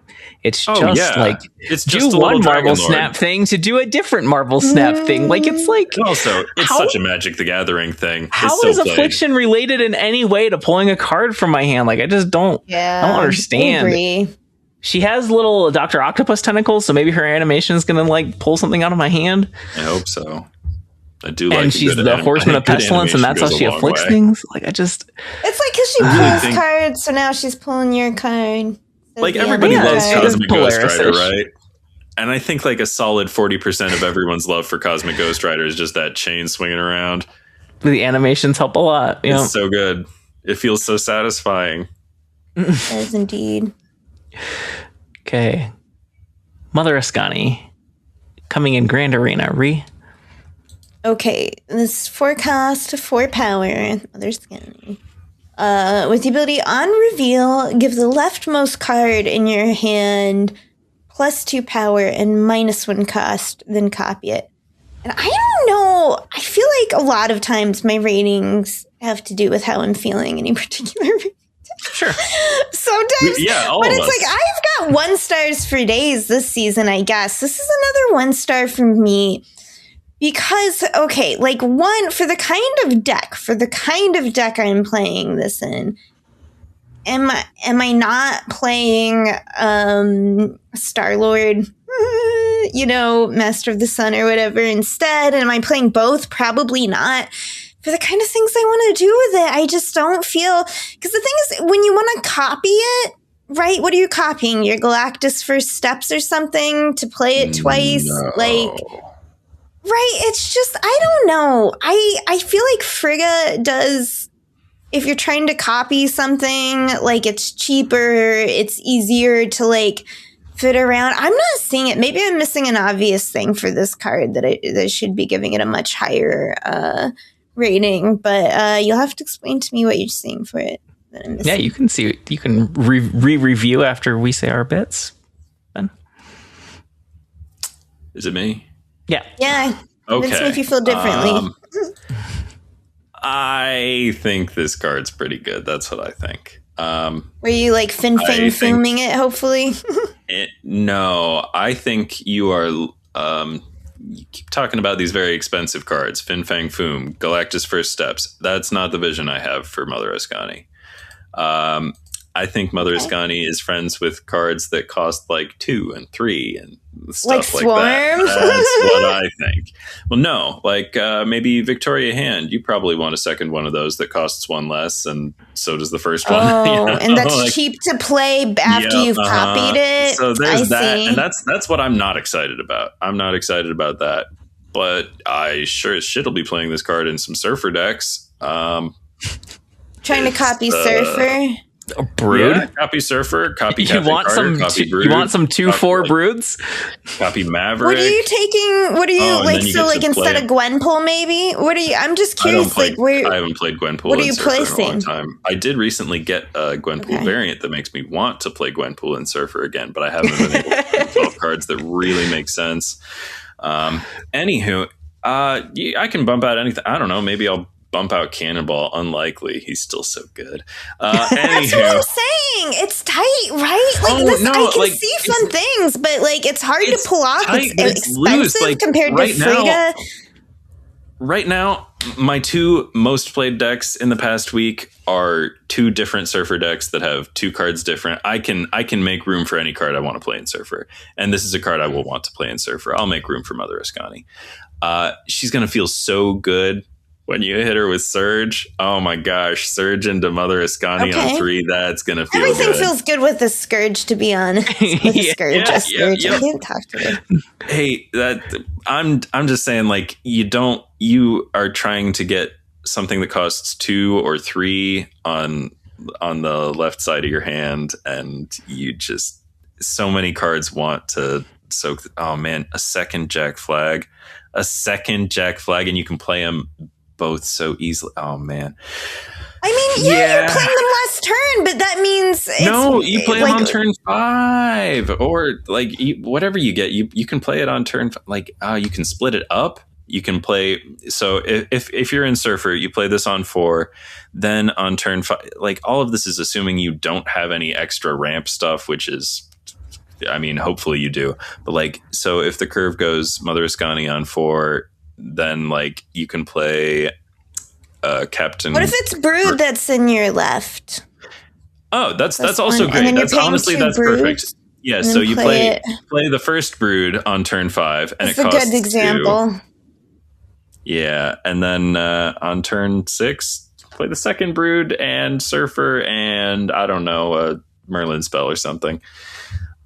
I feel like you called it with like it being small cost cards that you want to play towards the end. Plus that protects it like a Victoria. I love to see a Victoria hand early that I know I can take down, especially if I can get it right before they copy it. You know what I mean? That's the most exciting. They copy the silenced version. Yes, I love doing that to people. Yeah, this will be safe from that kind of thing. Right, or a surfer that is something you want to hold. But then it's like that's you have decided. It's like there's so many times that I feel like it could be a way you play this, you got that extra card in your hand, and then it just turns out like it's something better to play. Because you only have 2 turns to play this card. And if you play this on turn 5, it's because you've decided that's definitely what you're going to play turn 6 is your copy. I don't think you want to play it on turn 5. I think you want to play it on turn 4 for sure. So now you have a card that you can only play on 1 turn that's taking up a slot in your deck. And then once again, you're dictating this. I have decided because this is such a low power card, Mother Skani yourself, that I am definitely on turn 6, or 5, playing and not the other cards in my hand. I don't know. I think it's more, I don't think it's as free and easy to do stuff. And you don't always, the left cost card in your hand can be, it sucks when it's something, I've tried to play a lot of Majestic Wingbeat, and it's just like, sometimes you get a card that is just like, I just do not want to play this card right now. And it is holding up. Now I have 2 dead cards in my hand that I have to wait to play, and that sucks. All right, I'm just saying there are downsides. I'm sorry to rain on your parade. We're taking different rules. I don't know. All I can really speak to is how it's going to feel in Surfer, and it's going to feel really good in Surfer. My only thing that worries me about it in Surfer is that, it's going to be the only card you play on turn 4, so it's probably not a Show Lao friend, and that makes me a little sad because that's one of the 2 kinds of Surfer that I have been playing a lot of. But, everything else about it, so many cards in any of my Surfer lists are happy targets for Mother Ascani. And the way the deck works is so nonlinear, it doesn't matter, it really, yeah, there's nothing to, I don't know how to articulate this. It's not going to go wrong in my Surfer deck. I don't know what everyone else wants to do with it, but I do know what I want to do with it, and it'll work. What's your rating? I was going to give it a 3, but gosh, the more I think about it, the more I think maybe it's a 4. I don't know. I'll give it a 3 because I feel like there are a lot of busted cards coming out in the months to come, and sure, I'm not sure she stays in the deck forever, but I think we're gonna have a wonderful month with her. That's what I think. I love this card. Brought up Majestic Wingbeat, and that is something that not so often have I made this mistake, but I've put it in a deck before thinking oh yeah, I would love -1 cost on stuff and +2, and then it's oh yeah, it only does the -1 on the expensive things. Mm-hmm. She's gonna do the -1 on everything and give you a copy. Come on. That's so great. And it's hidden information. She has so much upside. And her being a 4/4, that's bad stats. 4 is expensive and 4 power is bad. So that's her downside. She represents huge opportunity cost. But I love that Ree brought up 6 and 7 costs and you brought up 2 and 3 costs. Let me bring up 1 and 4 costs. 1 costs become free. You get 2 free cards. 4 costs, you could play 2 of them on turn 6 if they've been reduced to 3. That's a good thing to do. Now, 4s are not the powerhouse they used to be, but still. How often is your desired turn 6 play 2 of the same 4 cost, though? Kind of to Wolverine Horseman of War is a pretty yummy, 3/5 that generates 9 power? I know we're not in a world where Shang and 4-cost Enchantress win games anymore. So and certainly not 2 of them. You don't want 2 Shang-Chis or 2 Enchantress or not. Yeah, not anymore. That used to be it was one of the things that made Zabu so strong is you could just swing 2 lanes because you could play Shang and Enchantress.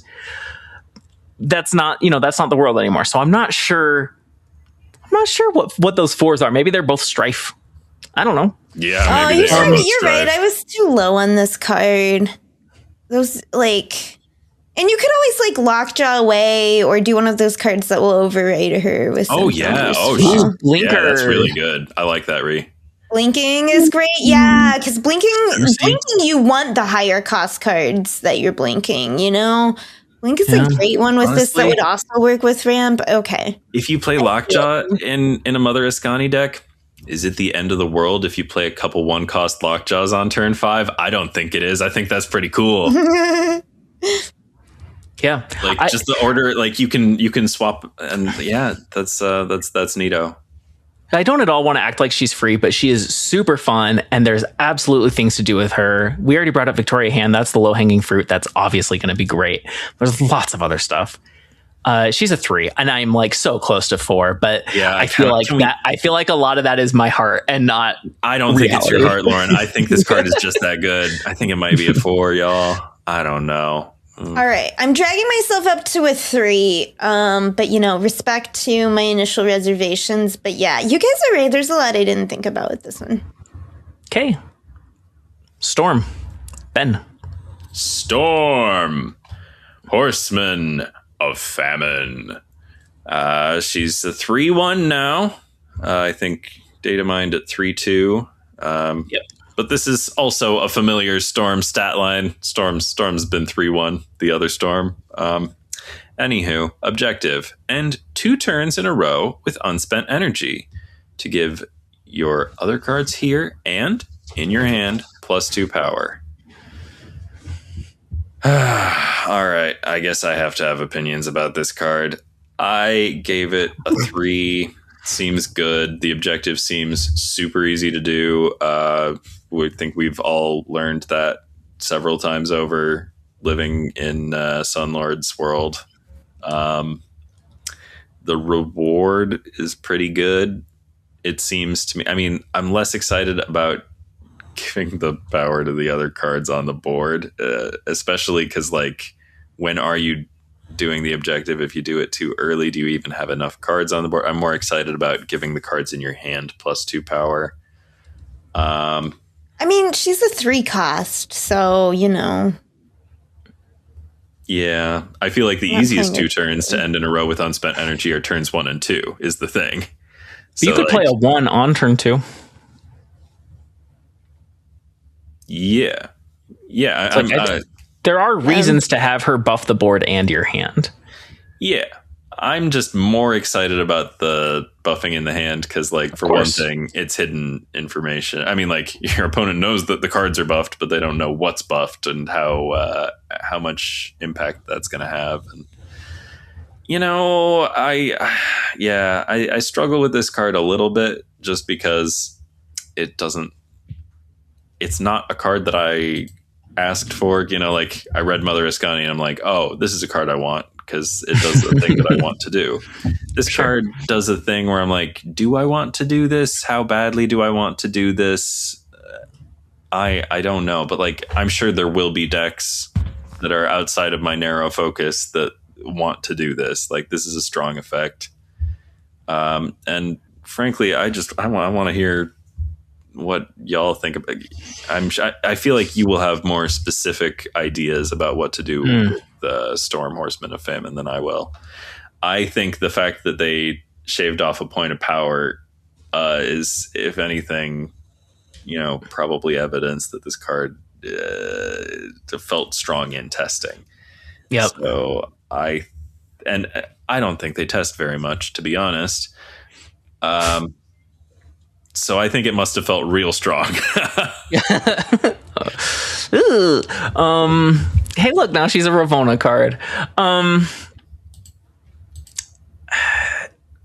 don't love this card. It seems really easy to do the objective. The payoff is pretty good.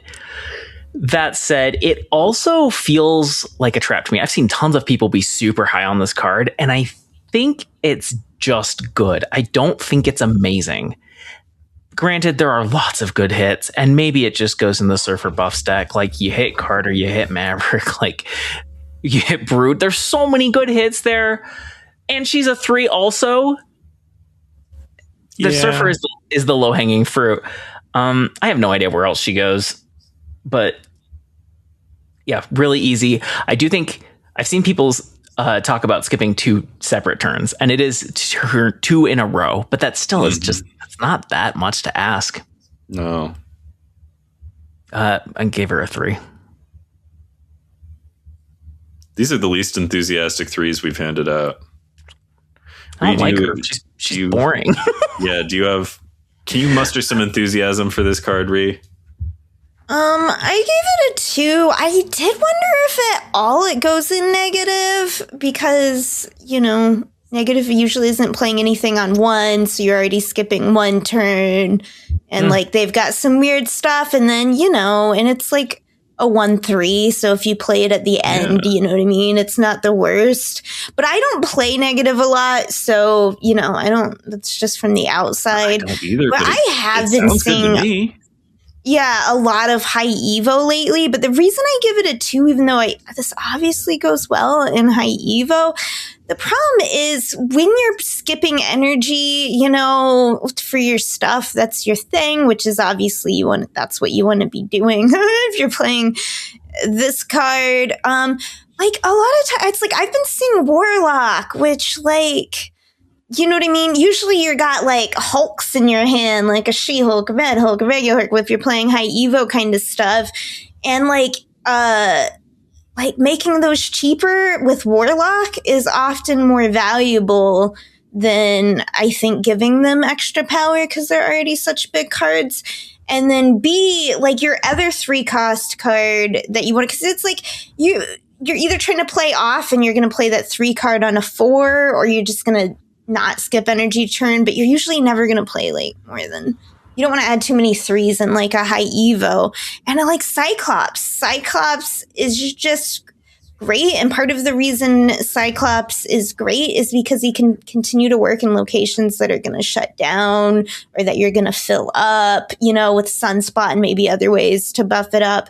So that's why I give it a 2. It doesn't seem bad, but it's just in the places where I'm going to use this, it's more at level maybe with the other cards I would put there, and I feel because I haven't played this card, I'm seeing the reasons I play the cards I do now in those spots, and it's harder to fit her in when you are, you kind of want to play the Red Hulk and stuff and swap her out for one of your other 3-cost cards and adding in another 3-cost card to your high Evo deck.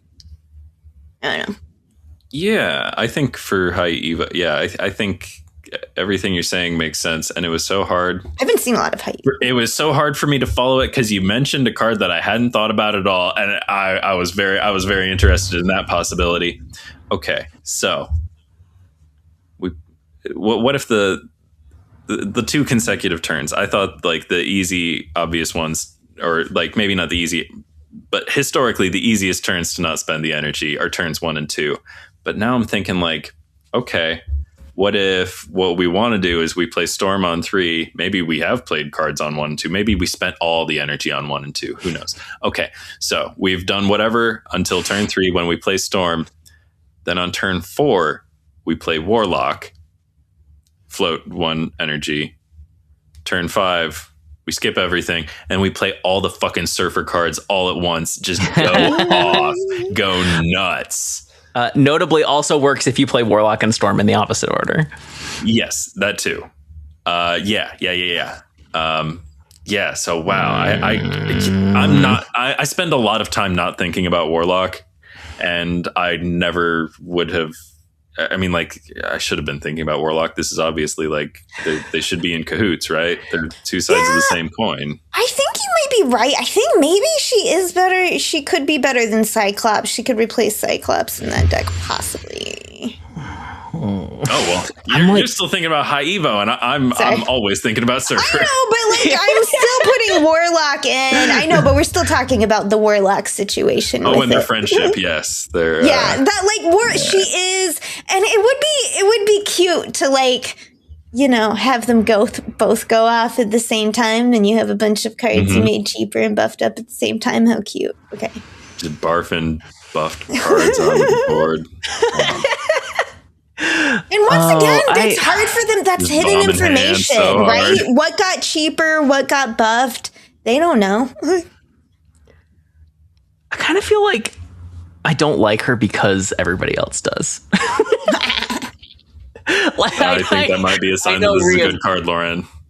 I know Rhea is also a hipster, and I don't feel as hipster as Rhea sometimes, but on this card, I really am feeling it. Like this is a good card. It's probably a 4. It's just so like I don't know. You know, you can give cards that you hate 4s. I do it all the time. I'm not excited about Strife. This is a 4. Yeah, I don't know why I'm not excited about 9 up to 4. I've been thinking about the comparison to Nakia, and maybe that's a silly thing to compare. Oh. But she's 2 Nakias, but Nakia starts with 3 more power. It's so easy for her to, if your hand is big enough, and it should be bigger if you skipped the first 2 turns. One thing I do like about the delaying it, making it 4 and 5 that you're skipping or whatever. Or even if you skipped 1 and 2, but playing Storm on 5. Or maybe if you skipped one of 1 and 2, so that you don't make the streak yet. You keep, like if you play 1 card in the first 2 turns, then you keep more cards in your hand held back for later barfing. Yeah, but I like playing Storm later and then having cards on board that she hits as well as cards in hand. That means more total power output. Yeah, for sure. You should play her on a lane where you already have some stuff. Yeah. Okay. Well, that's that season. Time for the seasonal question. Which one are you most excited for? Ben? For me, it's got to be Mother Iskani. I mean, like, some of these cards are... I'm excited about Archangel, but, I'm sure I'll put him in some kind of bad guys with swords. 300 bad guys with swords with Archangel Horseman of Death coming sometime in the next 2 months whenever I feel his wings are made of swords. It's very appropriate. Yeah, they are. It's a very cool design. It's a classic look. I think it's got to be Mother Iskani. I'm looking at the other cards. What else could excite me? I'm not excited about Storm, although I do think she seems very strong. Not excited about Strife, although I do think he seems very strong. Yeah, the strongest card that I can get excited about is Mother Iskani. Ree? For me, it's between Polaris and Techno-Organic Virus, because I just think they're the ones I will have most fun trying to puzzle out and build a deck for, even if it's just for that week and I drop it. It's I'm intrigued. I feel so bad for you. You pick the super premium season pass every time. Oh, you do. That's a pattern. Yeah, that's Techno-Organic Virus. I forgot. Yeah. I guess it'll be Polaris, maybe. I think it's Mother Iskani for me too. Strife's going to do some cool things, but Mother Iskani seems more fun. So she's what I want Majestic Wingbeat to be, and even better. Yeah, if more expensive. Real? Majestic Wingbeat is exactly fine. All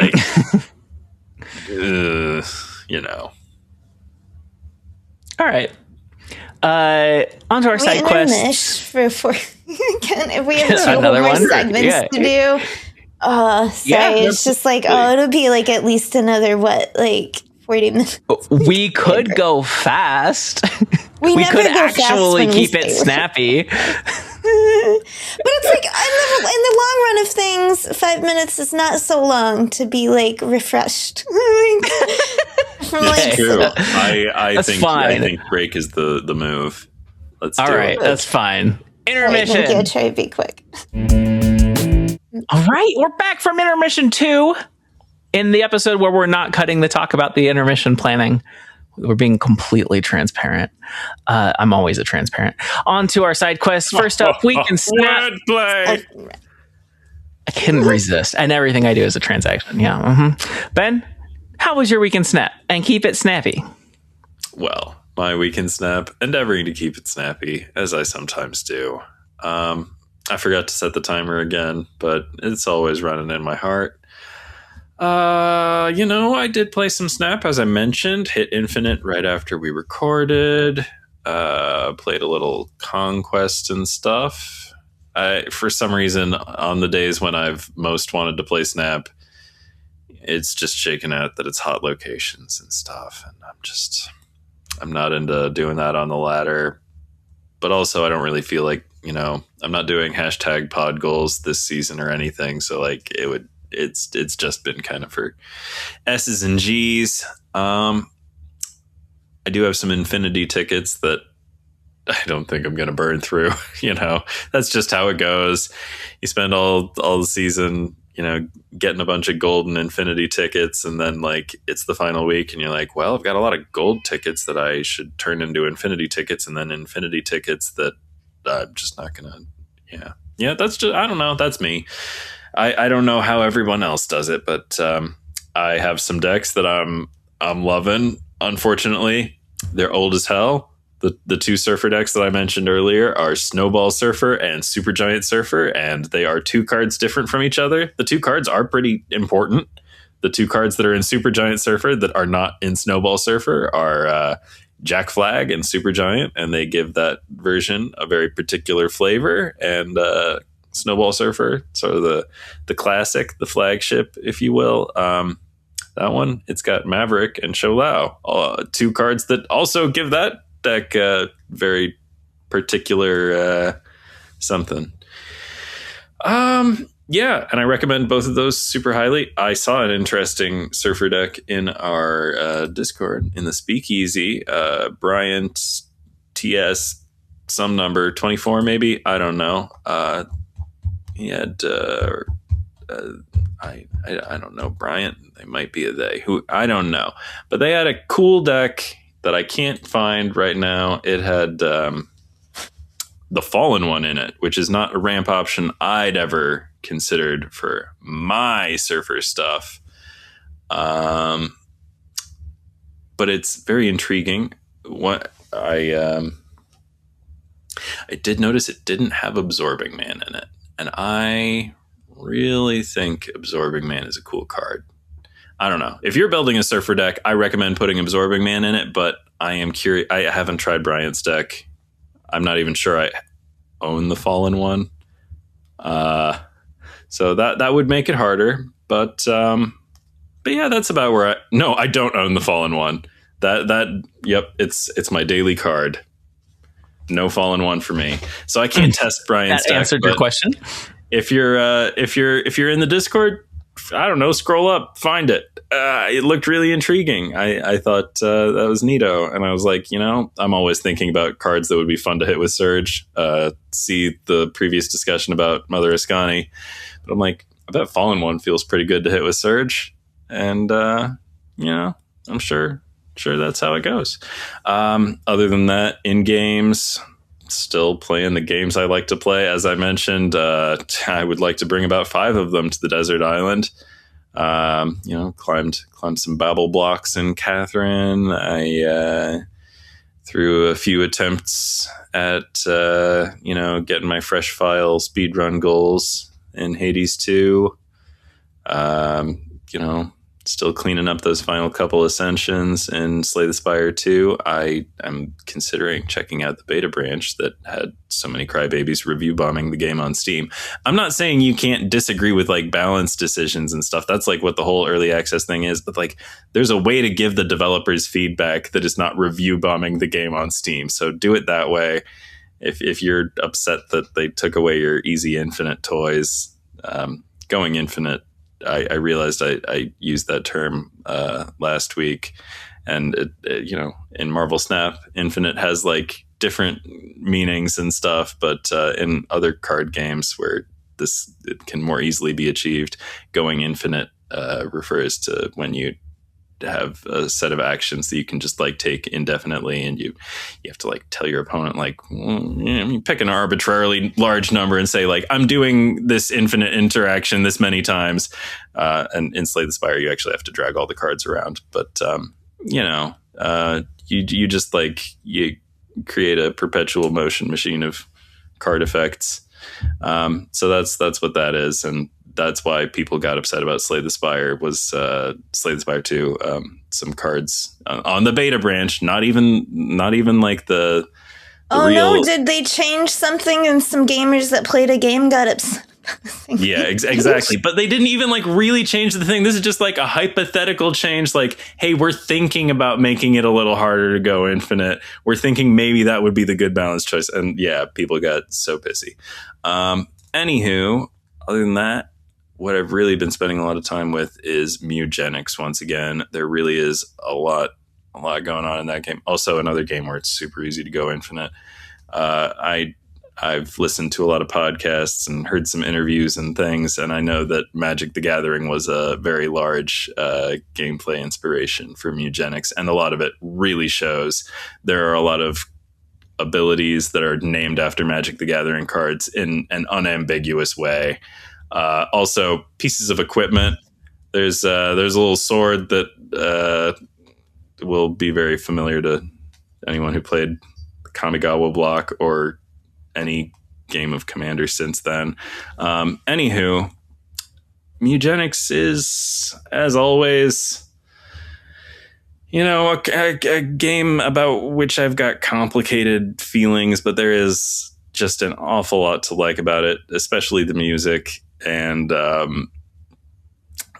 man, there are some frustrating things, though. I haven't complained about that. There are so many things I have complained about, but like, gosh, you can get really stuck in analysis paralysis when playing Mugenics. Just a lot of micromanagement, and like, it's the whole point of the game. Like, you want to be micromanaging this stuff, but like, you'll get back from a successful run and you'll have too much equipment for your inventory capacity, and you just have to stare at all these fucking icons, and like, the sorting options are okay, but they're not like...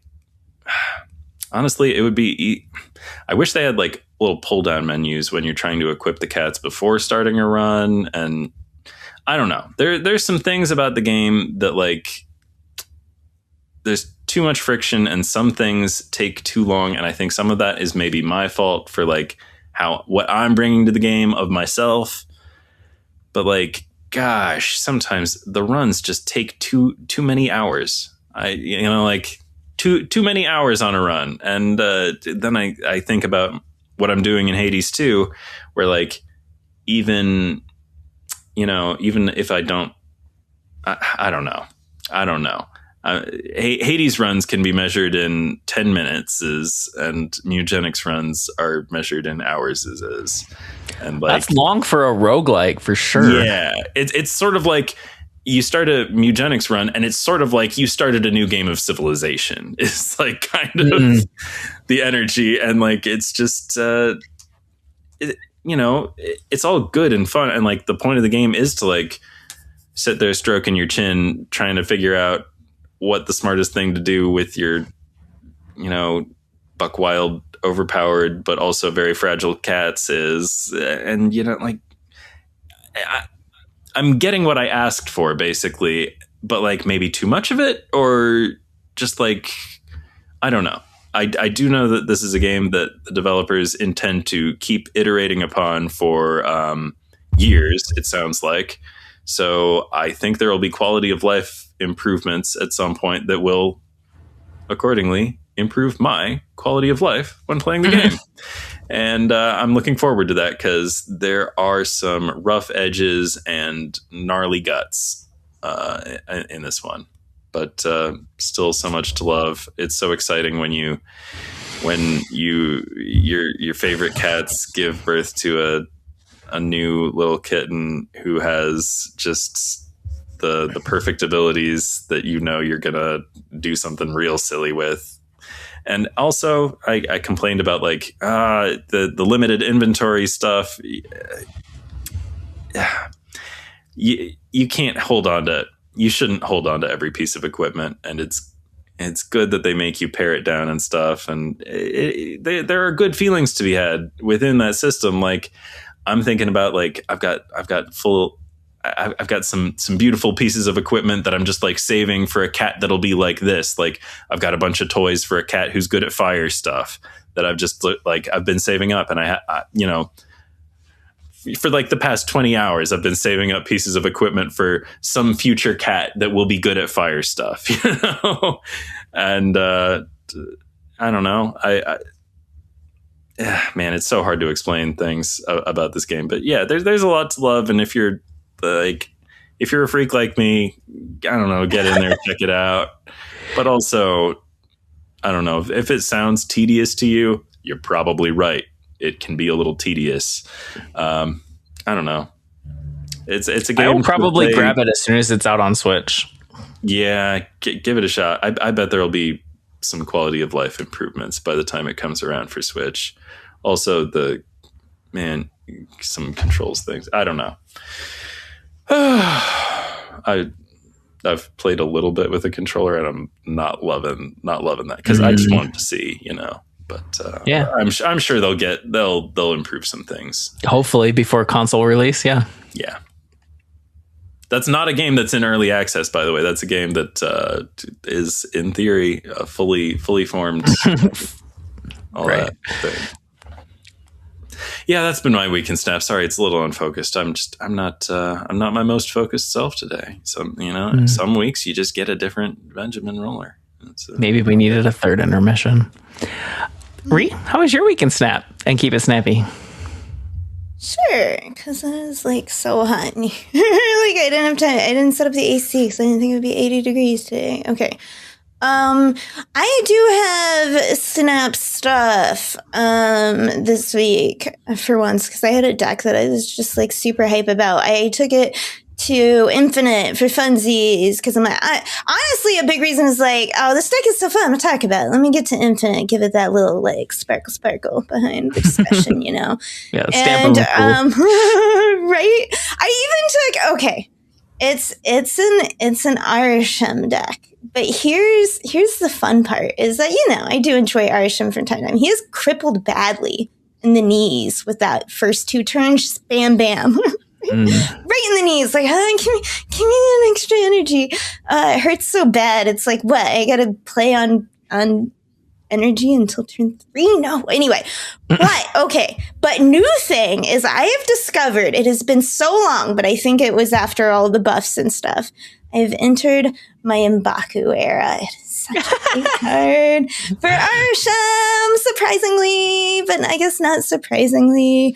I took so many screenshots of all the times M'Baku won me games, especially big Cuber ones. I want to dump them so bad, but I'm like, forcing everyone to look at all these, it would be like showing everyone like I don't know, a vacation I had been on, but not like one with interesting things to look at, like my weird hobby that I'm like, well, that's a diner in a place or something, you know, like, so yeah, but I was just like, every time I'm just like, you just got M'Baku'd. So like to my opponents. And so the deck, of course, is called To Me, My M'Baku. Even though Storm isn't in it at all. But like, okay, and it's such a funky deck, and it's an interesting it's like always every time with Arsham and you change things up, you're learning more about the nature of Arsham, as all true Arsham disciples know. It's an ever evolving process, and in which you forget sometimes what cards do. Because you get them randomly, and then you're like, oh, I screwed that up. Okay. But this is also an N Saba Nur deck, which surprisingly is so fun. And in Arsham, usually that's the random, as we talked about earlier, the random I don't like, that I have a little less control over. Although it's not completely. It's some in my deck, but it could be something from my deck.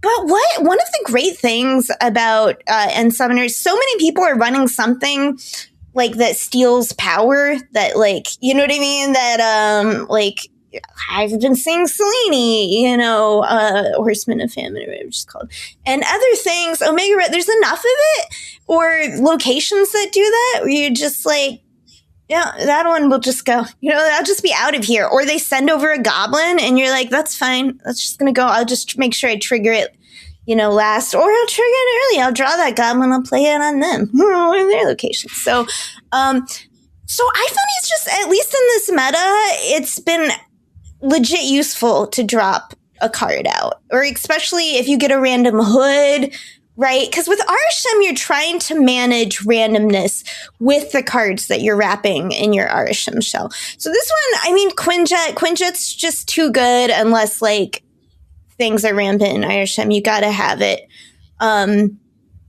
Iska. Okay. Iska, the Unbeaten. Because it's just a card that's just good everywhere, which makes it good in Arishem, and it's fun, and it can win so many decks. I love Great her so card much. to play on turn 3.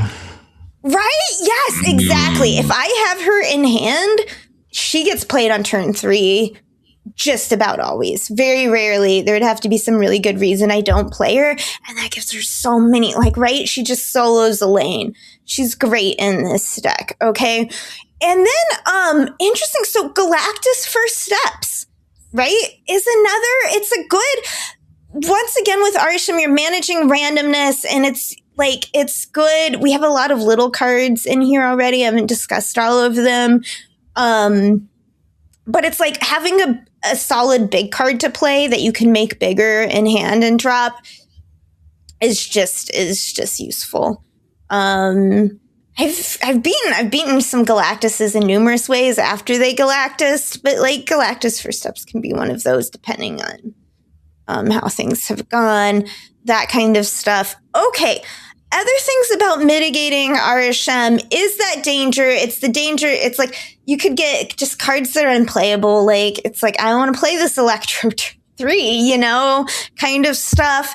And you can get cards that are kind of fine, but they're too small. And then you're just out of stuff and sitting on energy. So this deck includes Valentina, which is also a great 2-3 play. Because, right, it mitigates the random. It's like you may not have a 4 cost to play in deck 4, but now you do because Valentina,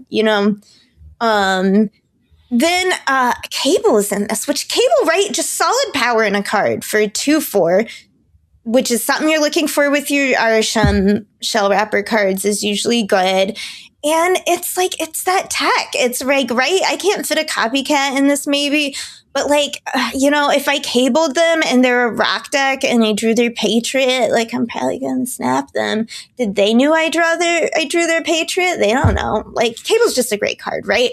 It's great in Arishem because once I said it's bringing cards, it's tech against them that you can do, which in this deck especially, there's more limited options, gives you more choices to play from. Eliath is in this deck. You get Prio. Eliath just ends a lot of things. And it's always a good, in Arishem, they never know if you have it. And Enchantress. Okay. There's still 2 other cards I haven't talked about, but let's talk about Enchantress next. So Enchantress has long been key to Arishem, and I've multiple times, there's not a Shang in this deck, and there's been times where I've been like, should I replace her with a Shang? Because I've been seeing so much high Evo and big cards kind of stuff, but no, the reason, one, Enchantress is one of those cards like Legion, where an 8 power is just a good power if you're whiffing on it, winning the game for you, literally, which Enchantress can do against the right decks. And Shang doesn't do that. And like, it's bad when you can't use a Shang and you have a bunch of low power. Like you can get in situations with Arishem where you just never drew enough power to win, So you want your tech cards but you're also mitigating your own cards, right? Enchantress helps you if an Arishem card ends up being a Sauron card. You know what I mean? It's so, and Shang doesn't do that for you. And that's why Enchantress is just the tech to choose for Arishem, in my opinion, if you can't fit a Shang, which is where Iska went, really. And I won't regret it. Cosmo does the same thing, right? Getting Prio and playing Cosmo and people win so many things and people don't know, right? This is another deck that people just don't like see it coming necessarily because you're not playing ongoing or anything. That stops it. It helps you in the same vein if you drew a Destroyer or, other stuff you need to stop that from your. So once again, a lot of Arishem tech is like, how can I use this as tech and also against my own cards to mitigate problem cards.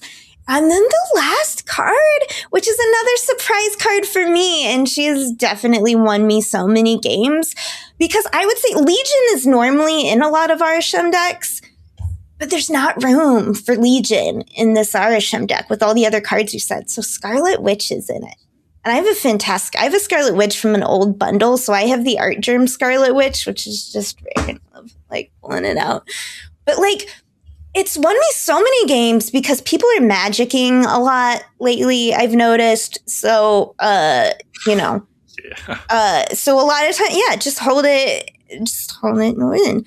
And like, as opposed to Legion, which is my comfort zone for being in Arishem or for location change, because there's more control, her being like, mostly when I'm playing her, depending on the deck I'm playing, I'm saving it for turn 6 to make getting rid of Limbo a surprise, because they just don't know that I have it, right? If I'm not in Conquest or whatever, and that's just probably going to win it to me. And her being so cheap allows me to play out power to also like win on turn 6, which it's never a guarantee that stopping the game early anymore is just going to mean, than they expected, means they didn't already like put enough in their lanes, especially if they are playing something like High Evo where they're skipping it and their sunspot's going to get bigger kind of stuff. So it's like, she's had a lot of utility. And then like, M'Baku just jumps in at the end. So good. I have had so much fun with this deck. I took it to Infinite. It was a blast. And that's really what I spent like the majority of my week in Snap. Awesome. Okay. I'll talk about mine briefly. It's spring break in both my wife's and child's school districts. My wife is out of town visiting family, so it's just my kiddo and I for like 5 days, and we're having a great time. Huntrix meals from K-Pop Demon Hunters came out at McDonald's, and we've had them twice already and are talking about having them a third time. They're pretty good. Not a big fan of the nuggets, but like they're good enough. And the ramyun seasoning is bomb. You put that on the fries and the chicken nuggets. Pretty good. Also, the Derpy McFlurry, if you like berry flavors at all, is a really good McFlurry. It has popping boba in it. It is so good. Possibly my favorite, and I'm a freak for Oreos, so that's saying something. Yeah, I've been playing Snap. Writing articles about April Fools game modes that probably didn't even need an economy article, but it does cover how to spend 48 mark gold if you're one of those people. And I know there's lots of those people. Working on clips. I have a good list of clips for cards coming up this season, so I'm excited to do those soon. I don't know. Keep your eyes peeled on my Twitter, Blue Sky, or Fourth Location YouTube shorts.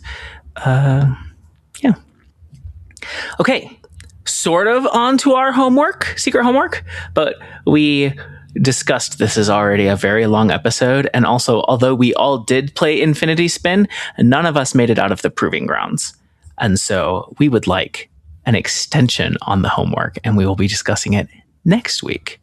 So listener, if you haven't played Infinity Spin yet and you're interested, there's a website. You can Google it, like Marvel Snap Infinity Spin. You'll find it, and it's like they turned Conquest mode into a roguelike. It gives you like a random deck, and then you get, well, semi-random. There's obviously some clumping going on because there's some theme, I don't know, some synergy when you get your starting deck, but then you upgrade your deck and go through, ideally, all the way through Gold Conquest and win an Infinity ticket, and that's when you win with your deck.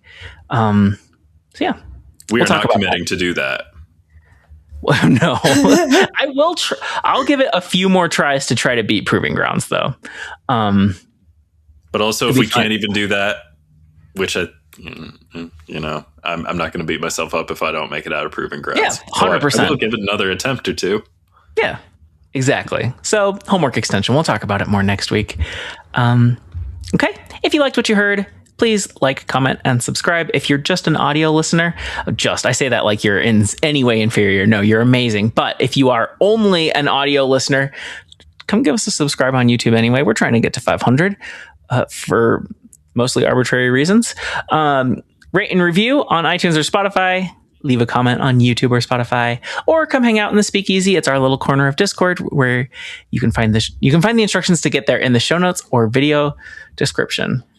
We're proudly part of the Snap Judgments Network. That's the Discord that we've glommed onto, where you can listen to other great shows like Snap Judgments, the titular Grand Pod by Pulse Glazer and Nick the Greek Geek on Saturdays. You know, last time I was on that, I really struggled with saying Nick the Greek Geek. Yeah, it's hard. And I've been doing great lately, just saying.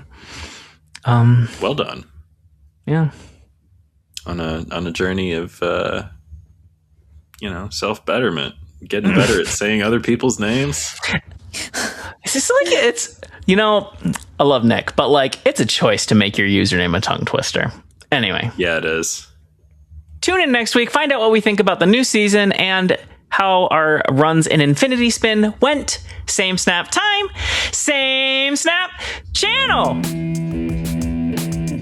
Okay. We did it. I do kind of want to dipsify outro. Go for it. I finally watched Wolf Children. Yay!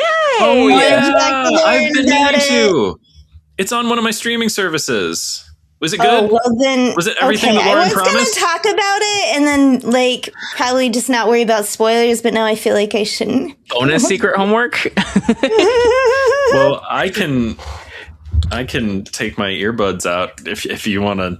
No. I mean, and it's at the end of the episode, so when I do the timestamps, I don't even have to listen to this part. You can come back later. Sad.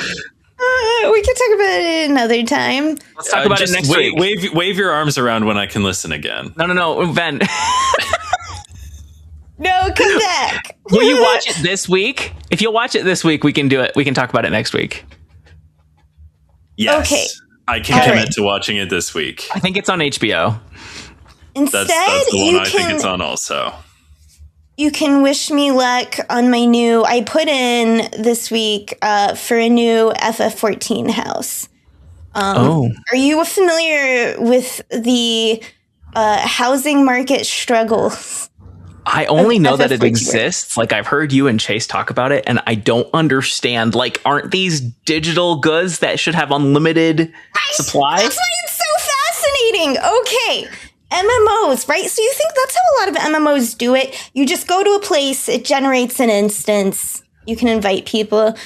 But FF14 was like, no, we're not going to do that. We're going to have standing instances of neighborhoods, right? Like the metaverse?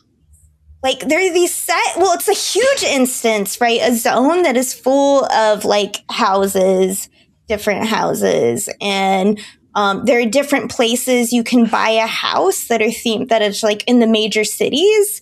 So they each have different themes, and then they have like 30 instances of that of the same neighborhood that you can go into. But it's like literal like space. It's not infinite. You know what I mean? Yeah, it has like coordinates. Yeah. And the problem was, and everyone's like, there's not enough housing, and like, well, they gotta build more. Yeah, exactly. And they're like, no. There's plenty of housing. The problem is you people want the highly desirable housing. You guys want to live on the beaches. You want to live in the story, lore-wise cool places. Nobody wants to live in the fucking goblet. That's the older region. It's the ugliest. I mean, debatably, no disrespect to older fans. It's just kind of generally memed on as the place no one lives. So one, there are like locations that are less desirable. And then two, it's a server. They're like, go to a lesser populated server. And it's like, yeah, just convince everyone to leave all their friends and all the happening spots. You know what I mean? It's so funny because it's like digital. It's digital, right? It's supposed to be infinite, and we're just mirroring real life. But what these neighborhoods have enabled is really cool. The fact that the whole neighborhood is instance, people have all these parties and like, you know what I mean? Big events. And like people complain when their neighbors have big yard decorations they think are ugly and are ruining their view. And like there was, and here's the thing. So housing has been a problem, and how you used to have to get a house is that the housing goes into market when you, when someone who has previously bought a house, at this point, they're all bought out, right? And there's like a whole seedy black market underground thing where people are buying them and paying so much real money to like try and like finagle the system to like get a house through transferring free companies and stuff, shady stuff. Anyway, but the only way to get it is someone gave up their house, left the game or something. More likely, they didn't log in for so long. If someone, and it's not just logging in. It's not just logging in. You have to, because you have to go visit your house at least once a month. Oh, I thought maybe they weren't paying their property taxes. No, fortunately, once, if you're a property owner, and you own everything, like you just, okay. But so if you don't go to your house so often, there's a countdown timer and eventually they kick you out and it goes up for auction. And what you would do was you would go like when it went up, you would just have to be there and you'd have to go like buy it. And to minimize the black market where people were like paying real money to trade because they know it would go up at exact this time. You know what I mean? They would hold all this shenanigans. They're like, okay, we're instituting a random timer that it will go on sale. You know what I mean? So nobody can know when it'll go on sale. So what you would do, and I did this because I am such a fucking loser. You don't even know the depths of loserdom I have done. Is like you would go and you would click on a house that was up for sale. And you would just click. Oh. Right? And if you were a free company, a streamer famously, their free company had all these spreadsheets. They organized that they always had two people on a sign clicking on the one they wanted. Right? That was the only way to do it. And I would like on, my time off, I would just sit there with whatever and just like click. Trying to get these houses for hours. It was so a pain. And here's the thing. You weren't the only one there. You're sitting there and there's there's that cat girl over there trying to get into my house by the waterfall that I picked out because it's special. And oh man. And so I clicked so many times. And so many times it would be heartbreaking. You would be clicking for hours. The house would finally go up. Because you don't know. It's like it was like a 12-hour window. 24-hour window. Just didn't know. And then someone else, their click happened first. And everyone else who had been clicking for hours just had to leave. It was devastating. And a lot of people, it happened to them time after time after time again. I had a free company house, still have, but you can have a free company and a private and in a free company. But my private house, I got a free company the honest way through many hard clickings. After many failed attempts, I've done much of this. So it's, none of it's fair. But when I got my house, it was this perfect, I decorated like a little sorceress cottage. It's set apart, which is what I need. And, not too close to the neighbors, please. Apart away, over the steep fall in the background is a waterfall. It was it was the perfect location. The outside is I had these weeping, blossom trees out front, a little, it was just, it was perfect. And then, for some reason, in one of my times of lesser stuff, I didn't go to my house somehow for long enough. Yeah. No. Yeah. I knew the house. I could tell where this story was going, and it still hurt to hear. Yeah. To be fair, this house I had someone had been clicking forever when I came up and started clicking and then immediately won it because it somehow magically. after I came out. And the person who was there, like went down. We have tons of emotes in FF14. They're like, these are players who want to fucking express themselves. And believe me, they do. Through all kinds of visual ways. But yeah, and they like literally sobbed at my knees when I won the house. They had definitely been clicking hours after I had run right up. But I didn't feel bad because I'm like, it's this time. It'll be the next 5 times. But maybe that 6th time you'll be me and come up and get your house. And that's just the housing market. God, eventually they changed it because like it's madness. Yeah, because that's a terrible system. Yeah, this is fucking. This sounds atrocious. Oh, they're like, well, we can't. We're not like you can't like. We're not changing everything. This is their problem. They're always like, well, we built it that way, and it's the foundation. So like, there's only so good we can make it. But like, what they do now is that there's like. Game. There's just an actual bidding period of like a whole week. Everyone bids, and then whoever wins, then there's a collection time where they can go be like, yes, like you have to put a down payment down to do it. So you can't go bid on a ton of houses or anything. And then, so you either, if you lost, you need to go get your money back, or like, if you win, you go get it, and there's a grace period for that, and then the houses go back on the market. So it's like this cyclical bidding and period. And so like it's been a while now that I've been homeless in the game. Because it's like I missed my sorceress cottage. It was perfect, and my stupidity. I lost my house through my own stupidity, not as usual through the foibles of capitalism or whatever, but like, and I needed some time to grieve, but I finally said, I'm like, I can't go back to the lavender beds because, I will not find the perfect sorcerer's cottage. That was like a rare and beautiful thing. I found this great place in the beach in my home pirate city, which I kind of love, where my apartment is. There are also apartments. And it's just got this view all the way down to the beach where I could just sit out on my porch apart and yet watch the people, as is my want. So like, I put a bidding on it. Right now there's one other bidder on it, and I'm like, but I'm not sitting and clicking for hours and hours and days and weeks. So like, that's good. I mean, that's an improvement. Wish me luck. I suppose. Yeah, I hope I get this place. I wish you luck. Like the worst. Sounds like they should use instancing. I hope you get the house. This sounds like it has got to be creating so much more misery than joy for the players of this game.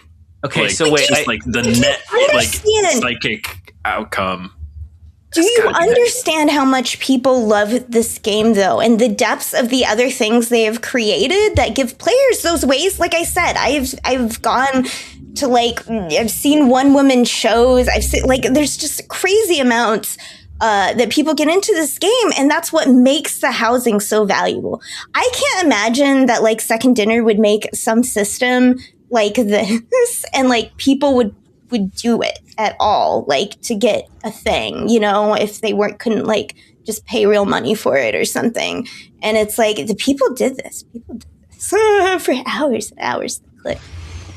I mean, people win traded to win leagues for a Deadpool emote. You're still getting to play a game. This is literally people sitting and clicking on a sign. Retreating on the first turn is not that. Win trading and conquest is not really playing. Yeah, but I do take your point that there's lots of love and stuff. I feel like I heard, and you could correct me, but my understanding is they used to have the interior size of the house was connected to the exterior, and then they had a big update where you could have a large interior even if you had a small house. That's coming. Oh, it's coming. Okay. Oh, so yeah, the Doctor Who update. It's bigger on the inside because they're trying to make concessions where they can.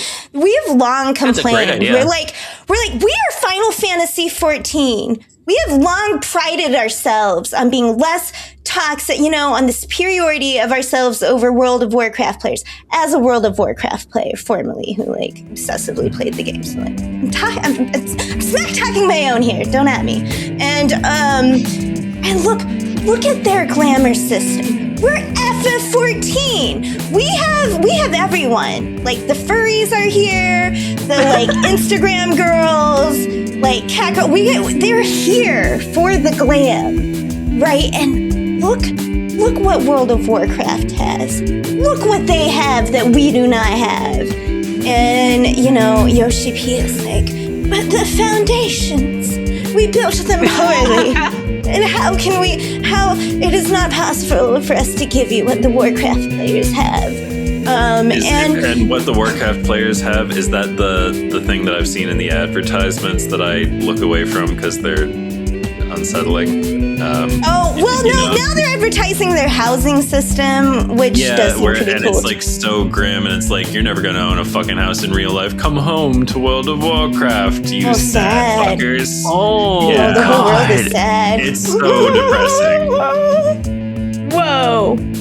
Oh, that feels like the sad note we usually end the podcast. Yep.